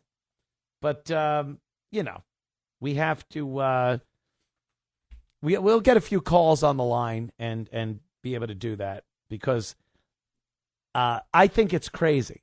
I think it's insane that people actually think we didn't go to the moon and the earth is flat. So Call now, 800-848-9222, and we'll be right back with your calls. It's the Anthony Cumia Show on the Red Apple Podcast Network. It's the Anthony Cumia Show. Entertaining and informative. On the Red Apple Podcast Network. Yep, we start our third hour of the Anthony Cumia Show. Welcome. I was just talking about, of course, the Jeff Bezos spaceship that took a bunch of girls up into space, technically. I think about this all the time. Like, I grew up loving the space program, NASA, the Apollo missions. All right, you might think I'm real old, and you might be right, but I don't really remember the Mercury program. The Gemini program, I kind of have some recollection as a little kid in between getting smacked in the head by my dad. But the Apollo program I was all about that. I remember every single mission, and especially the moon missions. And I absolutely believe, and I think it's insane to not believe, that we went to the moon. America put men on the moon. And I catch crap for it all the time. A lot of people, how would they get through the Van Allen radiation belts? Anthony, you're a fool if you believe it's worse than the thermite paint that was in the World Trade Center. And I know, because I'm off the grid in Mexico. Thank you, Jesse Ventura. Thank you for that. But I still, to this day, believe that we did indeed go to the moon. And we're taking some calls. Dave from Jersey wants to talk about space, the final frontier. Dave, what's up, my friend? Yeah, the flat earther thing, right? If the earth was flat, the cats would have knocked everything off the end a long time ago. See, but as anyway, a cat right? Why do we go into space? It's all because we want to get closer to God. That's all. Since the Tower of Babel. That's it? You think that's it? Why. We need to get higher and higher to try, We're trying to get closer. We want to go to the deepest part of the ocean. We want to go to the highest point that we can possibly get, but we cannot get to the third heaven. Isn't that kind of, though, but Dave, isn't that kind of, though, like we have such curiosity as humans and this sense of or need for exploration? Do you think that's part of it too? You got to know what it's all about, my man. Ever since they built the Tower of Babel, God said they're going to get there. They're going to get there. So he said, no, I'm not. He confused their language and then scattered them, then divided the earth. And we've been climbing ever since. We got to the top of Mount Everest, right? And we found seashells up there. Wow, what's that? Now we've gone to the moon. Now we're going to Mars. Isaiah said that there was a nation that would mount up to heaven and descend upon the clouds. Clearly the definition of a nation that discovered flight. We've been flying ever since. But do you think humans with their, this need to explore and go further, do you think it's possible that we could go to Mars? And how does that jibe with the fact that we were put here on this planet by God? How does that figure? Why were we put here? Well, why, if we go to Mars, doesn't that kind of contradict the fact that we were put here on this planet to live out our lives here? We're just looking for our Creator, just like in the Star Wars movie. Remember when man melted with machine? Finally, V'ger came back looking for Star Trek. Okay, Star Trek. V'ger. Kind of a juxtaposition there in a way. Yeah, we're not breaking any new ground here. I mean, this has been something that people have toiled with for many years. But I appreciate it, Dave. Thank you, man. I appreciate the call. Very cool. See? Here's this guy, Craig. I don't know if he's telling the truth, if he thinks the earth is flat, but I'm willing. Craig, Atlanta, Georgia. What's up, my friend? Yeah, the earth is flat. Yeah. Just like Sue Lightning was before you got a hold of him. Oh, he got me. I don't know what he's talking about. CJ from the great state just north of me, North Carolina. What's up, CJ? Hey, yeah. I just got to say, Anthony, I'm a huge fan. I downloaded the app for this show. I haven't missed an episode. Jimmy was amazing last week. Wasn't he? Getting Nick on board. Getting Nick was a great idea. We got to hear more from you guys. Perfect voice to have on now. I'm going to get all those stupid comics from the O&A show, believe me. We'll be here for it. This is what we've been waiting for, all of us. But I got to say, with this space thing, all anyone has to do to see the ridiculousness of this is look up in YouTube the interviews before and after she went. Before they interviewed her, they asked, "Hey, what have you prepared for? What are you looking forward to?" And I am not kidding you. She says, "Well, we're all made from stars, and I can't wait to see them twinkle from up there." I'm not even kidding. Then when she gets back, they ask, "Hey, what was it like up there?" And she says, "It was really high up there, and I couldn't wait to get back to announce my world tour." My world tour. Who would have thought years ago when we watched that Apollo program and everything that it would just be some publicity stunt for some pop singer to announce her tour? It's hilarious, but it's sort of disheartening in a way. It kind of discounts the whole space program and the sacrifices that were made by actual astronauts and technicians and whatnot. At least their outfits look good. And hey, just real quick before I go, Anthony, great to talk to you. I got to say, going back to the medical marijuana thing, that's one demographic.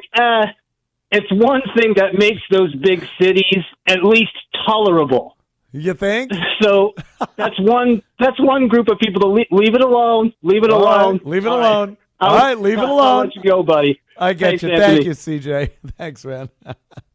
You can't even walk around, though, a city without smelling weed everywhere. And that kind of used to be a thing. It's so weird because when you occasionally, very rarely smelt weed, it was cool. Like, I think I smell some weed. Someone might be smoking. When it's constant and just pungent, it's like gasoline. Got to be honest. If I'm pumping gas and you get a little whiff of gasoline, there are some people that hate it, but I think most people, they don't mind a little whiff of gasoline. But if it's all you're smelling in like insane quantities, it's going to suck. And I think pot's the same thing. And with the legalization of weed, it's just too much now. It's just too much. Cannot take it. Let's see. What do we got? Cassius, Brooklyn, New York. How you doing, Cassius? Hey. Good evening. Happy Easter. Good evening. Anthony. How are you, man? Good. The most disturbing thing to me about Katy Perry and the ladies going up, it was that, like, what happened to Katy's giant breasts? Like, she used to have these huge, beautiful gazonga breasts, and the outfit they're wearing, like, all of a sudden, like, she's become very small-breasted. It's very disturbing. That was the most. I think, I heard tell. Buzz Aldrin had very big breasts, and in the spacesuit, it just kind of tucks them in. So maybe it was working off the same principle of that. No, those things were so tight. Spacesuit shrinkage. Space shrinkage. Those suits were so tight on those girls. If you look at some of the women that had already gone up on the Blue Origin ship, it wasn't anything like that. They were loose fitting. They were comfortable. They knew they wanted to make these sexy outfits for the gals, and it's a travesty. Yeah. It's a joke, and I think it backfired tremendously. I think Bezos was trying to do a publicity stunt, and that's where the difference is between Bezos and SpaceX. SpaceX is doing genuine science. They're doing good for the world. They're putting Starlink satellites up to get internet where you would never think there would be high-speed internet on anywhere on the globe. And then this idiot is sending a pop singer up to what? Get her tour publicity? Yeah. Promote the tour, show the set list. It was a joke, and I think it backfired because everyone saw it as that. But it's kind of funny that we live in a time where going technically into space, we look at it and go, yeah, what a joke, what a publicity stunt. Like years ago, it would have been like, oh my God, that's amazing. And now we just go, meh, what else? Right. And I feel really bad for the other ladies who, like, nobody paid any attention to when they came back. They didn't give any speeches that anyone remembers. You know, totally ignored.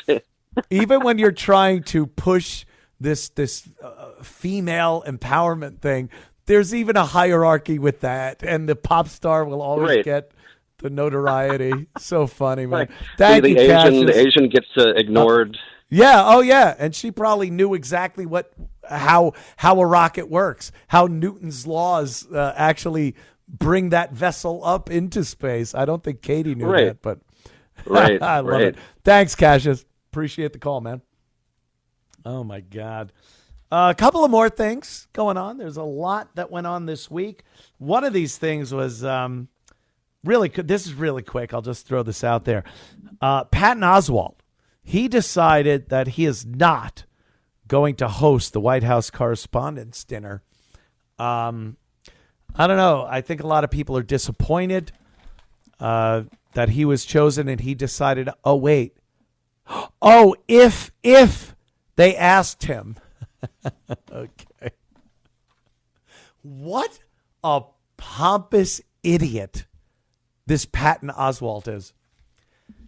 Imagine putting out a statement that you are not going to accept a gig that has not been offered to you. Personally, I'm not going to play quarterback for the Jets. Next season, I will not accept being the QB for the Jets. I'd probably do better than anyone they do pick or have picked. But what kind of how do you put a statement out like that in all seriousness? And I think he was serious. I don't think this was him being a comic about the whole thing. But that is pretty goddamn funny. One of my favorite stories of the week, because I don't think a lot of people really got what this was about. Dr. Oz was, get my little notes here. Dr. Oz went to the White House because he was accepting, what did he get? A swearing-in ceremony for Dr. Oz. Trump is giving some like weird people these things like, you're going to be the Department of Healthy Chocolate Milk Inspectors. It's just an odd thing Trump's got going there. Anyway, Dr. Oz was there to get sworn in for something. And he brought his granddaughter. His whole family was there, and his granddaughter was there. And let's see, his granddaughter's doing fine after her medical scare at the White House, says her mom. She says President Trump did a great job keeping her kids calm. Daphne Oz took to Instagram Sunday morning to share an update on her daughter Philo. Daphne, Philo, enough with these names. What happened to Barbara, Lisa, and I don't know, Betty? Philo, who collapsed in the Oval Office as Dr. Oz's swearing-in ceremony. Daphne shared a series of photos from the day showing her family dressed in their finest clothes outside the White House, as well as a snap where her kids are meeting President Trump. That's a big moment right there. In the caption, Daphne described her daughter's health, thanking everyone who checked in on her after a medical incident. She fainted during the ceremony where Oz was officially sworn in as the administrator of the Centers of Medical and Medicaid Services. Trump. I think by the end of Trump's term, I will have some type of position in Trump's cabinet, or, like kind of like Elon or Dr. Oz. Anthony Cumia, you're fantastic. The head of communication for Amplitude Modulation Radio, Just AM. So she thanked everyone. She fainted. This kid's like, how old is she? 9 or something? She's a little kid. It's terrible. Daphne said Philo fainted. Nothing serious. She got to enjoy some great food in the Navy mess hall. All right. Scramble. She shouted out the excellent White House medical as well as the POTUS himself for going out of his way to make both our children feel comfortable in a stressed situation. He was warm and blah, blah, blah, blah, blah. Okay. Well, here's the part that I love. It's my favorite part of this story, by the way, that hasn't really been talked about. The kid fainted while Donald Trump was talking about the horrific crimes that were committed by illegals. So he's in the Oval Office, right? And the little Philo is standing there with her mom and Dr. Oz. And of course, Trump just can't go, Dr. Oz, you're going to be head of the amazing medical ingrown toenail sector of the medicine. But he can't just do that. He's got to go, well, this terrible, horrible, violent criminal down in El Salvador, you know how these illegals are. And then he starts going. They grabbed a girl, they pinned her down, and he just starts some of the most graphic, horrific images in this poor child's head. She was horrified. She was terrified. A girl, much like little Philo, over there, same age. Imagine if a big illegal alien came up to you, a booga booga, and just started grabbing you. The poor kid fainted at the prospect of these terrible, terrible things happening. Come on, Donald.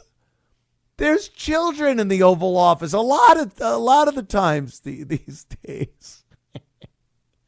I just thought that was a pure Trump, by the way. He don't know. I think the parents, it's the parents' responsibility to not take your kids into the Oval Office like that, because Trump might say anything. He might say anything. We're going to cut a 9-year-old girl's toes off, mix them up, and ship them out to. You're like, why are you the kid's terrified there? But that's Donald. And the parents, the parents got to know. The parents have to know not to bring their kids in there. Sandra from New Jersey, I hope it's authentic. She believes the world is indeed flat. Sandra, darling. Well, first let me say I'm a long-time loyal caller. Quack, so you quack. should know that. I know. I've heard of you before. You call WABC Radio in New York many times. That's correct, and I do. So I was listening to your conversation when I got home from a lovely evening tonight for the holiday. You spoke about the world being flat versus the world being round. So what I picture, going back way then, millions of people, no matter what Trump does right, they're never going to say it. And then there's the ones who think Trump is right. So that's probably the energy. Fighting the world is round versus fighting the world is square. Just like now with Trump, you'll never change their minds no matter what he does. That's true. Probably, right? Now you don't believe the world's flat though, Sandra, do you? No, I think it's round like the moon, like all the other things. But you know what else I wanted to say, Anthony? Yes. Skiing is something that I did in my life. Did I like it? Not that much. But one thing, out of all my skiing outfits. The one that I saved to this day is a very sexy black, very tight suit with the little fur on the hood. Everybody wants to look good, no matter what. That's just my opinion. Sandra, was that the style in the 50s? Was that? No, this is not in the 50s. No, it doesn't matter. You want to look good all your life, every age, everybody wants to look their best. But I think if an outfit has to be utilitarian, if you're not wearing a sexy outfit, if it has to be like a space outfit, if you were really an astronaut going to space, I believe that if you're able to have a sexy space outfit, you're not really an astronaut. Then you're not really doing that astronauting. I hear what you're saying. I understand. I hear you too, Sandra. I'm glad you called. Thank you, dear. There goes Sandra. This is good. Joaquin from Pennsylvania. Joaquin, what part of Pennsylvania you from? I live in the Jim Thorpe area, up in the Poconos. Oh, the guy that ran, right? He was a runner. No, actually, he was a multifaceted athlete. As a matter of fact, I believe it was from Germany. Not, of course, Adolf Hitler. Prior to that, anyway, he said that perhaps, sir, you are the greatest athlete of all times. He excelled in football. He excelled in every single sport. Did he lose a leg? No. All right. You know what? I'm thinking of someone else.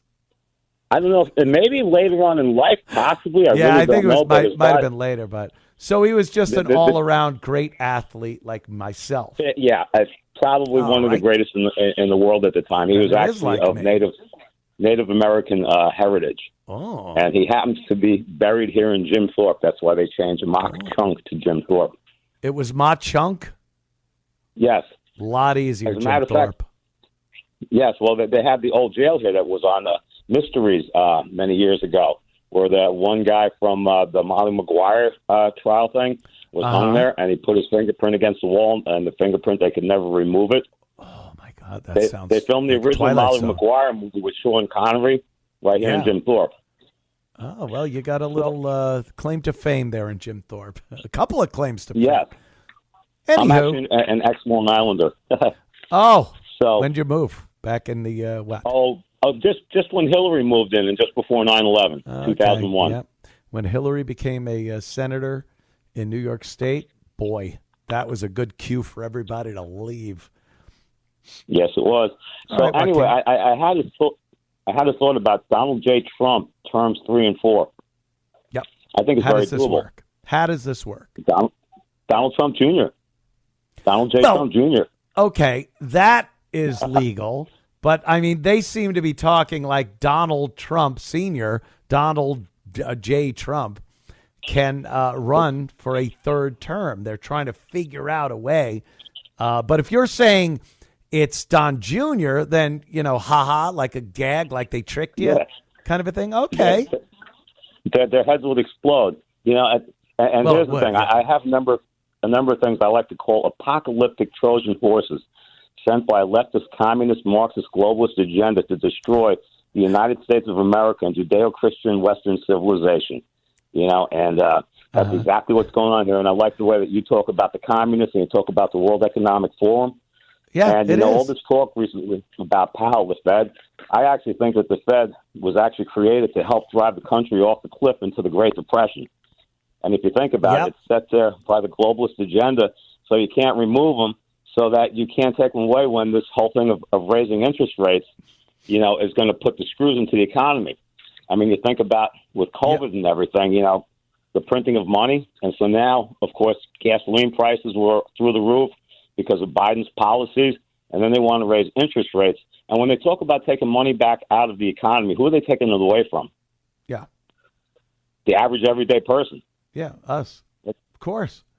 That's kind of the way it's always been. The thing about the Fed, I have tried so many times to watch some kind of documentary about the Fed and how detrimental it is. I can't find a lot of material on that. Whenever I look, I find what is the Fed, how did when was it conceived and implemented, but they really seem to wipe out anything bad about the Fed. it's with a lot of things, and more that you try and look up online these days. You know, they're just getting rid of it because it doesn't seem that good. It doesn't seem like a good thing.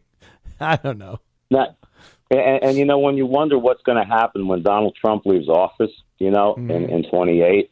Right. This is very scary if you really think about it, because I'm going to put it this way, and this might make some people's heads explode. Donald Trump and even Elon Musk, these guys are really a lot like the founding fathers if you really think about it, because they put their fortunes and they put their lives on the line. And you look at what's been done to Donald Trump and what's been done to Elon Musk. I mean, they're going out of their way to destroy these two men. No one in American politics outside of the founding fathers have been so threatened and villainized ever. Now, you know, I actually was banned from some radio stations in the past, conservative radio stations. Because were you taking pictures in Times Square? Is that what happened? No, it wasn't. It was a big name. I actually I go by my middle name now because my first name, I was always back when the Russia collusion thing was going on. I was calling and I was trying to explain how, you know, there was a deep state establishment agenda that was actually trying to stop Donald Trump. Right. Because once he got elected and we had control of the House, we had control of Congress, somehow some astute chess player planned 10 moves ahead and put Jeff Sessions in there so that he can recuse himself on the very first day that he's sworn into office. Yep. And there were a lot of people who didn't like that. And there was another radio show that he was first coming on the air, took over for another one, and I got on his show almost every night. And the producer, she enjoyed talking to me, and she liked the things that I was saying. And then one night a voice came on while I was on hold and said, you know, the boss doesn't like what you're saying. And I said, I thought you enjoyed answering with me. And he goes, no, you don't understand. He has bosses, and they don't like what you say. So when Jesse Kelly came along, more importantly, did you hook up with the call screener? No, I did not. Oh, right. I'm happily married for 43 years.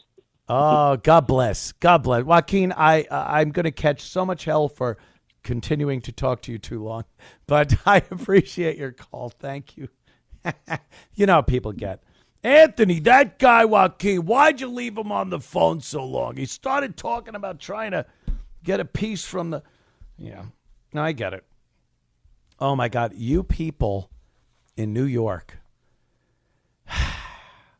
Cuomo. That's who's going to be running for the mayor of New York. The mayoral election. Now... You voted in Adams, and this guy was a complete waste of time. He got in there. He gets an administration that is so corrupt. And New York fell into more of a spiral of decay from de Blasio. Remember who he took over for? De Blasio. This guy was the worst. I think you could put him as the worst mayor of New York ever. De Blasio. Adams is bad, but at least they were able to catch him doing something bad. And he got indicted, or he was ready to get indicted. And the DOJ under Trump after the election dropped the charges. Thus, taking over the mayorship of New York City. Now they could do whatever they want. Adams will do whatever the Trump administration says. He's a puppet now. But his time is limited here, and it looks like Cuomo might just get this, which is terrible. I mean, really, we saw how he was as the governor. And that was not good. More of these midnight signings of legislation to take away your Second Amendment rights, the SAFE Act, all that nonsense. So who are you voting for, people? Who are you going to vote for? Really? Is it going to be Cuomo? You're going to do it, aren't you? You're not going to want a Republican in there to maybe to just shake it up a little bit, New York. Come on. Roll the dice, New York City. What are you doing?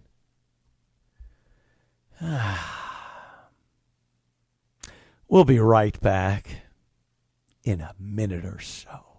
Anthony Cumia Show. It's the Anthony Cumia Show on the Red Apple Podcast Network. It's the Anthony Cumia Show on the Red Apple Podcast Network. The Anthony Cumia Show.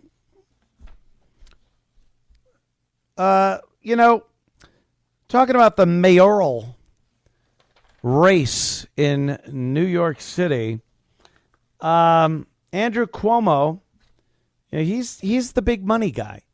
He's the guy, got the cash, got the name, got the nipple rings, got the women, even after all the sexual harassment charges, allegations, and then during COVID, remember when he came out and he had a big, a whole wall behind him, and it was covered with masks. And apparently people and children had made masks and sent them to the governor's office and said, please, we know that there's a mask shortage. Could you use these? Children made them in school, and they stapled them to a big wall behind Cuomo. He's like, these are the masks kids made, and they're amazing, and we're so happy that. And it's like, no, I think they wanted people to use them, which would have been stupid anyway, just as worthless as stapling them to a wall. We all understood that. Well, not all of us, but most of us understood the mask thing was just such utter nonsense. But Cuomo, he made it through that without going to jail for some reason. The COVID thing, the dead old people, the sexual harassment allegations. And now he's running for mayor. Now, look at a guy like Curtis Sliwa. He's a decent guy. He's a good guy. He likes cats. I love cats. He's a Republican. He's not one of these liberal that just have destroyed the state and the city for so long.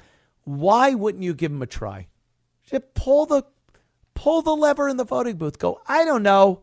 Let me give him a try. Look back at everyone else over the past few elections. Have they made the city a better place? No. Then maybe change something. Switch it up a little. But no, they'll put Cuomo in there. I hope they don't. And I love Curtis, and I hope some weirdness happens and he gets in. But, you got a name, you're going to get elected. That's just how it works. It's a shame. So New York taxpayers, by the way, that's me during that time when I was up there, and it's you if you're listening in New York, are on the hook for $450,000. Now, what is this for? Road work? That'd be nice. Fix some potholes. Maybe a bridge that was rotting away underneath, and before it collapsed, they fixed it. Your $450,000 went to a settlement. So Mario, look at me. I'm thinking of his dad, Andrew Cuomo, could slide from a sexual harassment charge. So he had this sexual harassment accuser with the state months ahead of the mayoral primary. This is happening now. So a former state employee who accused Andrew Cuomo of sexual harassment, clinched a just about $500,000, $450,000 settlement with taxpayers set to foot the massive bill as the former governor makes a comeback bid for New York City mayor. How does anyone vote for this guy? Your money. You just paid money to settle a sexual harassment suit against Andrew Cuomo. And you're going to just go, yeah, okay. He could screw around and sexually harass a woman. And believe me, this isn't the only accusation. And you're just going to vote for him? This should be, well, we're done. I guess he loses, right? That's it. But no. Charlotte Bennett, who served as an assistant to Cuomo when he was governor, officially ended a long-running lawsuit Friday against the Empire State. She is slated to receive $100,000 personally, with another $350,000 earmarked for her lawyers and legal costs. By the way, that's a whole nother thing. And oh my God, these lawyers, man, if there was ever a villain that everyone hates, it's lawyers. You get $450,000 in a settlement, and I don't even care, whatever it's for. And the lawyers get $350,000 and you get $100,000? That's brutal. That is brutal. The scandal-plagued Cuomo's various bids to clear his name have been costly for New Yorkers, for us, for you guys. I left, but I had to foot some of the bill. As of March, taxpayers had shelled out nearly $60 million in legal costs to defend against various scandals that embroiled the Cuomo administration, according to a report by the state comptroller's office. $60 million? Does anyone even have to think in that voting booth to pull that lever for Andrew Cuomo? The taxpayers shelled out $60 million in legal fees. Hey, maybe you could shell out more when he's the mayor. Maybe you could do some other things, and you could take that tax money that might have gone to transit or the police department to make it safer. Anything except cleaning up his disgusting mess. No? All right. Vote for him. Have fun. The tab to defend Cuomo and the state against Barrett's claims ran upward of $9 million. And a total of $14.3 million was approved had she not settled. I hope you're hearing this, people. So the settlement is for $450,000, $350 of which goes to the lawyers, $100 goes to Ms. Bennett.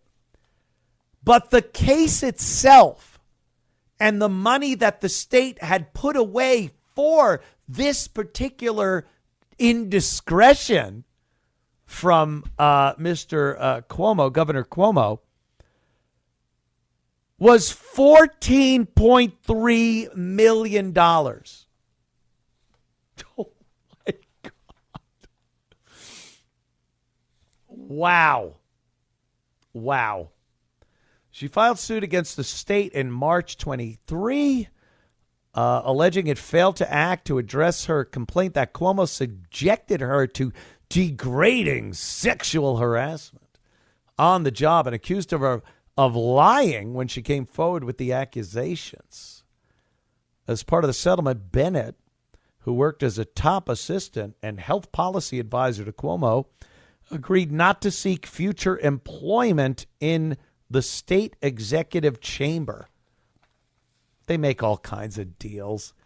All they got to do is sign a piece of paper. They get a bunch of money, and Cuomo's running for mayor. am I mistaken here? Or didn't stuff like this used to end political careers? This was something that I believe years ago, if something happened, you were done. Go be a pundit on TV or open a car dealership. The settlement gives Bennett a lump sum payout, $40,000 for post-traumatic stress disorder. Look, here's another thing. You know your pal Anthony here. I don't buy any of this nonsense. What kind of PTSD is she getting? She probably stood around and he was a little touchy-feely, maybe. And then it's $40,000 post-traumatic, and then stress disorder and narcolepsy, $35,000, and emotional distress. Wow. And by the way, all these numbers are pennies compared to, like, where did the $14.3 million go? And the $9 million, they put away 14.3. Okay. But they used $9 million. This girl got like $40,000 and then $35,000 for something else. All that money, where did that go? I bet those people that got that money are giving it right back to Cuomo for his mayoral run. It's a kickback. Stop. Let's be real here. This is disgusting. And, like I said, people will vote for him. They'll get in there and go, Cuomo, I've heard his name. Wasn't he the governor? Just vote for Curtis. Give it a try. I'm not even saying this because of ABC or anything. I'm like, why wouldn't you try something different? It's the Trump effect. You got Donald Trump. He came in. People were like, well, he doesn't have political experience. He's not this. He's not that. It's different than the criminals that we've had in office. Maybe you could go in a subway and not be smashed over the head with a brick if someone else is running the show. Maybe. I don't know. Ugh. Unbelievable. Larry from the Isle of Staten.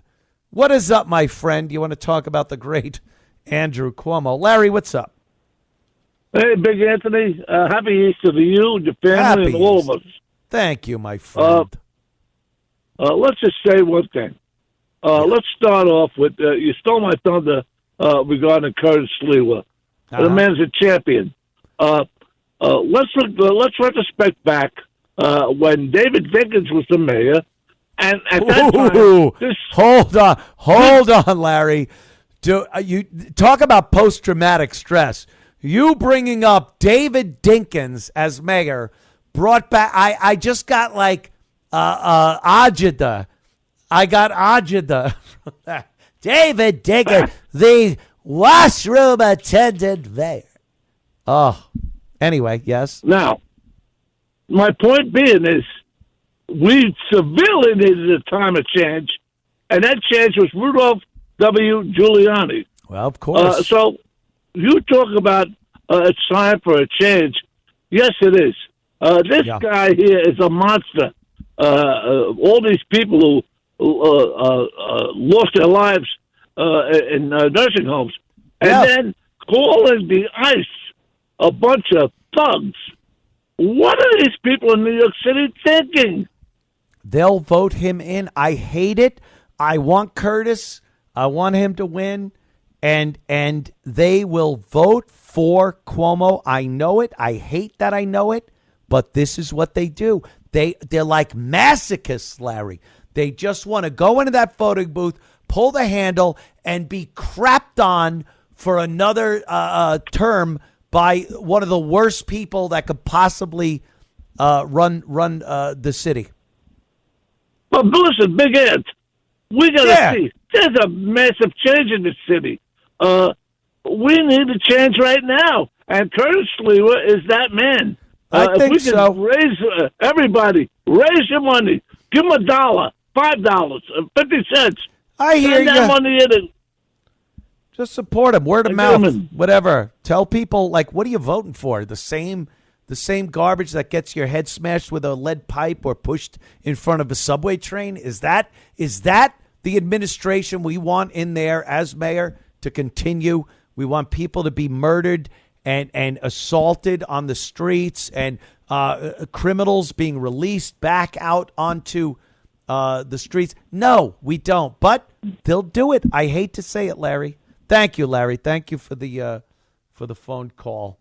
It's just it's terrible. Lefty in Bayonne. Lefty. You can tell it's the New York, New Jersey segment of the program. Lefty, what's up, my friend? Anthony, longtime O&A listener, first-time caller. Whack, whack. The station you're on, I love it. I listen to it all day, every day, for years. Very happy to hear that, Larry. Lefty. Well, this station, every DJ stigmatizes medical cannabis. I'm a medical patient here in New Jersey. Oh, okay. Give me the lowdown, brah. Every DJ on the station stigmatizes the smell of it. Now, how do you know that you're not smelling a disabled vet smoking cannabis for PTSD, or a cancer patient, or someone with MS? You got a lot of sick people in there in New York. And here in New York, at least you can grow your own weed. Here in New Jersey, we got the Senate President, the Democratic Senate President Scutari, who's blocking home-grow hearings. We can't even have hearings. Can I tell you? All right. First, let me answer your first question. How I don't know that it's a vet or someone with a medical problem stuff. I don't think anyone's ever seen me take my Lipitor or any of my other medications that I need to take at my age for blood pressure or cholesterol. I don't walk down the street and just pop them in my mouth and take a swig. I do that at home to remedy my medical issues that I have.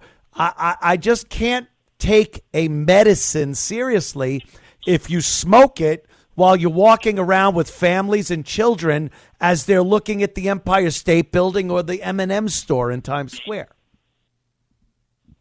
Well, where are they supposed to go to smoke it? Because it's home.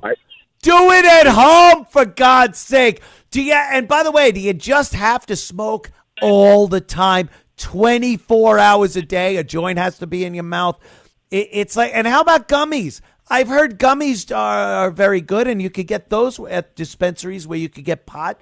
So, like, how about that? You pop a gummy and then you leave your house. It just seems like a lot of people are smoking a lot of pot on the streets, and they don't seem to be people doing it for medical issues. I'm not a doctor.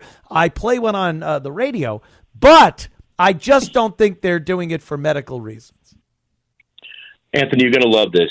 We're having a pot party on Tuesday at an old sex shop in Avenel. If you know the old sex shop, and I tell you, we cleaned it out. There's stuff going on in there that I can't even believe I'm finding. Things I don't even know what they are. It's probably herpes or AIDS. I'm going in there with a black light. I'm going to make a video with a black light just to show what happened in there over the years. Yeah. Light up like Venus. Tuesday, Earth Day in Avenel at the old sex shop. Come on down. Well, you have fun, Lefty. I appreciate the call. Thank you, my friend. He goes, Lefty. Yeah, I mean, I'm not going to be like, Lefty, you're an ass. But the people walking around reeking out Manhattan are not, I don't think they're medical. It's not like, well, my prescription. Let me go to the store and get my prescription. And now, take as directed by physician twice daily. All right, let me light up my... That's not what's happening. And New York City, I don't know if a lot of people know this. It's a tourism city. It's you walk around, there are children and parents. God knows why they take them there. They got to be a little titched in the head I know. I see like Germans all the time. Germany, people seem to want to. I want to go to the Times Square, and you're like, what are you out of your mind? Don't take your kids there. But they do, and you just see these people, drug addicts. Pot, by the way, is the least of the worries. You see them, they're shooting up constantly. Shooting heroin right there on the sidewalk as little tots are walking by trying to see, the I can't even think of a good New York landscape. I suck. I was like, Bubba Gump shrimp. It's like, Mama, where is the Bubba Gump shrimp? And they go, oh no, someone is shooting the heroin. I don't even know what country my accent is supposed to be from. But, yeah, what are you doing? Don't take your kids. And I'm sorry, Lefty, this isn't a medical thing. That isn't the weed we're smelling. That's not the weed we're smelling. It's from some medical problem. Oh, my God. Jay, another New Jerseyan, Jay from the amazing city of Newark, New Jersey. Jay, how you doing tonight? What's going on, buddy? Hanging. First of all, you're hanging in there. Chris Baldestano, listen to his message. You blocked me on Twitter. You got to unblock me, bud. But here, listen about the weed here. The whole situation with the weed. Yeah. Go into a Chinese restaurant. You want to enjoy your meal. Yeah. You take your 8-year-old son. You and your wife want to have a nice dinner out, right? Sure. You have a couple come in. You know where they're probably from. And when you see them sit down, they order their meal. As they're waiting for their meal, they go back out to their car, smoke a giant blunt, blow the whole place out with weed. You can't even breathe in this place. Jeez. You're just trying to enjoy a meal, and they just want to get stoned just to eat their ramen or whatever they're going to do. You know, so they blow the whole restaurant out. Just because it's all about them and nobody else. Yeah. And it smells. Like, I smoke weed all the time. And guess what? I can go to the store. Guess what? My wife drives all the time because she doesn't like my driving. And we go out to go shopping, and she's the chauffeur. And I'll hit that weed the whole time on a little vape, and nobody smells a thing. Dude, you do. And there's no arguments. Everything's great. All right. You never brought fight something with the up, old lady, you know? I'm gonna completely change the subject here. Sure. But it involves what you said. I do the same thing. I don't drive unless I have to drive somewhere myself. My girl drives. That's the way to roll. And sure. but how many times pulling into a parking space do you go like, you like make noises and they go, what? What are you saying? Why are you mad at me? Dude, the invisible brake pedal is great, right? It's frightening. I swear to you. Yeah. There are times I'm like, I'll see a yellow light and I'll be like, you don't want to go stop because then they yell. So I'll just make a noise. You don't want to say anything, though, because it's going to create an argument. Because then all hell breaks loose. Yes, all hell breaks loose. Nope. I don't know. You're never going to hear the end of it.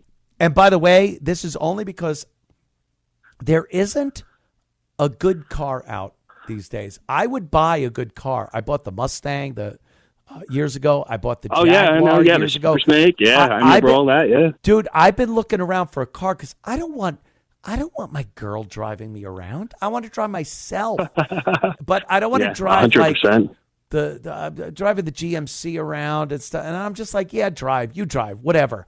And then I find myself, with the invisible brake pedal and stuff. But I cannot find a good car. There's nothing now that I see that I go, God, I want that. Listen, well, here's the deal. Listen, I was called, before all this stuff went down, I was called every name in the book by every liberal everywhere. Gay? Yep. Oh, yeah. Oh, yeah. I was taking it all over my face, buddy. All right. So, yeah. So all this stuff happened. Now, all of a sudden, what happened now? Because my wife drives a Model Y Tesla. Oh, and guess Tesla. what? I don't have to do brakes on it. I don't have to do oil changes. Yeah, you got to try one, man. No, ain't going to happen. I want Internal combustion, vroom, vroom, sounding motors. Here's the screwy thing, dude. That's my cars. The old lady drives the electric, okay? If your buddies... I got to have my gas and my pops and bangs, my Jay, turbos. Jay, when your buddies find out that your girl drives you around, you catch some crap, right? Actually, I don't, because they don't want to drive either. Well, they're probably gay, too, like you. Okay, Jay, awesome call. You get hammered up, I appreciate it. Go ahead. You're the last call of the evening. Thank you, my friend. I think he might have been a little naughty on the language. I'm not sure. I was trying to drown him out a little bit, but oh, my God. All right, here we go. I got to go to my sheets. Yeah, Curtis Lewa. Vote for Curtis, you dummies. What are you doing? Anyway, God, thank you so much, everybody, for supporting me, the Anthony Cumia Show, here on... Oh, yeah, I got you. Here's I'm answering my ear back. Supporting this show, the stations, the various stations, the app that you use to listen, whatever it is, YouTube, go to YouTube, 77 WABC on YouTube, 77 WABC app. Download it. You can listen to this show. Give it to your friends, and we'll be on good terms. We'll be on good terms because I appreciate everybody that supports us right here. Had a great time, and we'll be back next Sunday. And I'm going to try to get more of these comics from the Opie and Anthony Show. Maybe Opie. Should I get Opie? Yeah. Email, text. Tell me if I should get Opie, Greg Opie Hughes, on this program to do the show. We'll be back next week. Thanks for listening. The Anthony Cumia Show. Oh, we got a minute left. Sorry. We do, right? Ear? Do we? Yeah, I'm the worst. Oh, I just got a new clock. So what do I know? But, yeah, wouldn't that be interesting? Having Opie on. I had Jimmy on last week. He was great. But in case you didn't know, me and Opie, we don't get along very well anymore. It's a shame. But I think it would be cool. Do you think? Let me know. Because I'd have him on. I have no problem. But I think he might have a problem. But I have no problem. And I think it would be pretty cool to hear me and Opster back on broadcast radio in New York City for the first time. How much of an argument would that be? I think it'd be fun. Maybe we'll do it. I don't know. It's the Anthony Cumia Show. It's the Anthony Cumia Show on the Red Apple Podcast Network. There are black beans, and then there are Goya black beans. Whole, plump, delicious, and loved by all kinds of chefs. The professional chefs at Chef's Best love them so much, they awarded our beans their Excellence Award. At Home Chefs love them so much, they awarded our beans the internationally acclaimed Goya black beans. Whole, plump, and oh so delicious. Find them in the Goya section of your local grocery store. If it's Goya, it has to be good.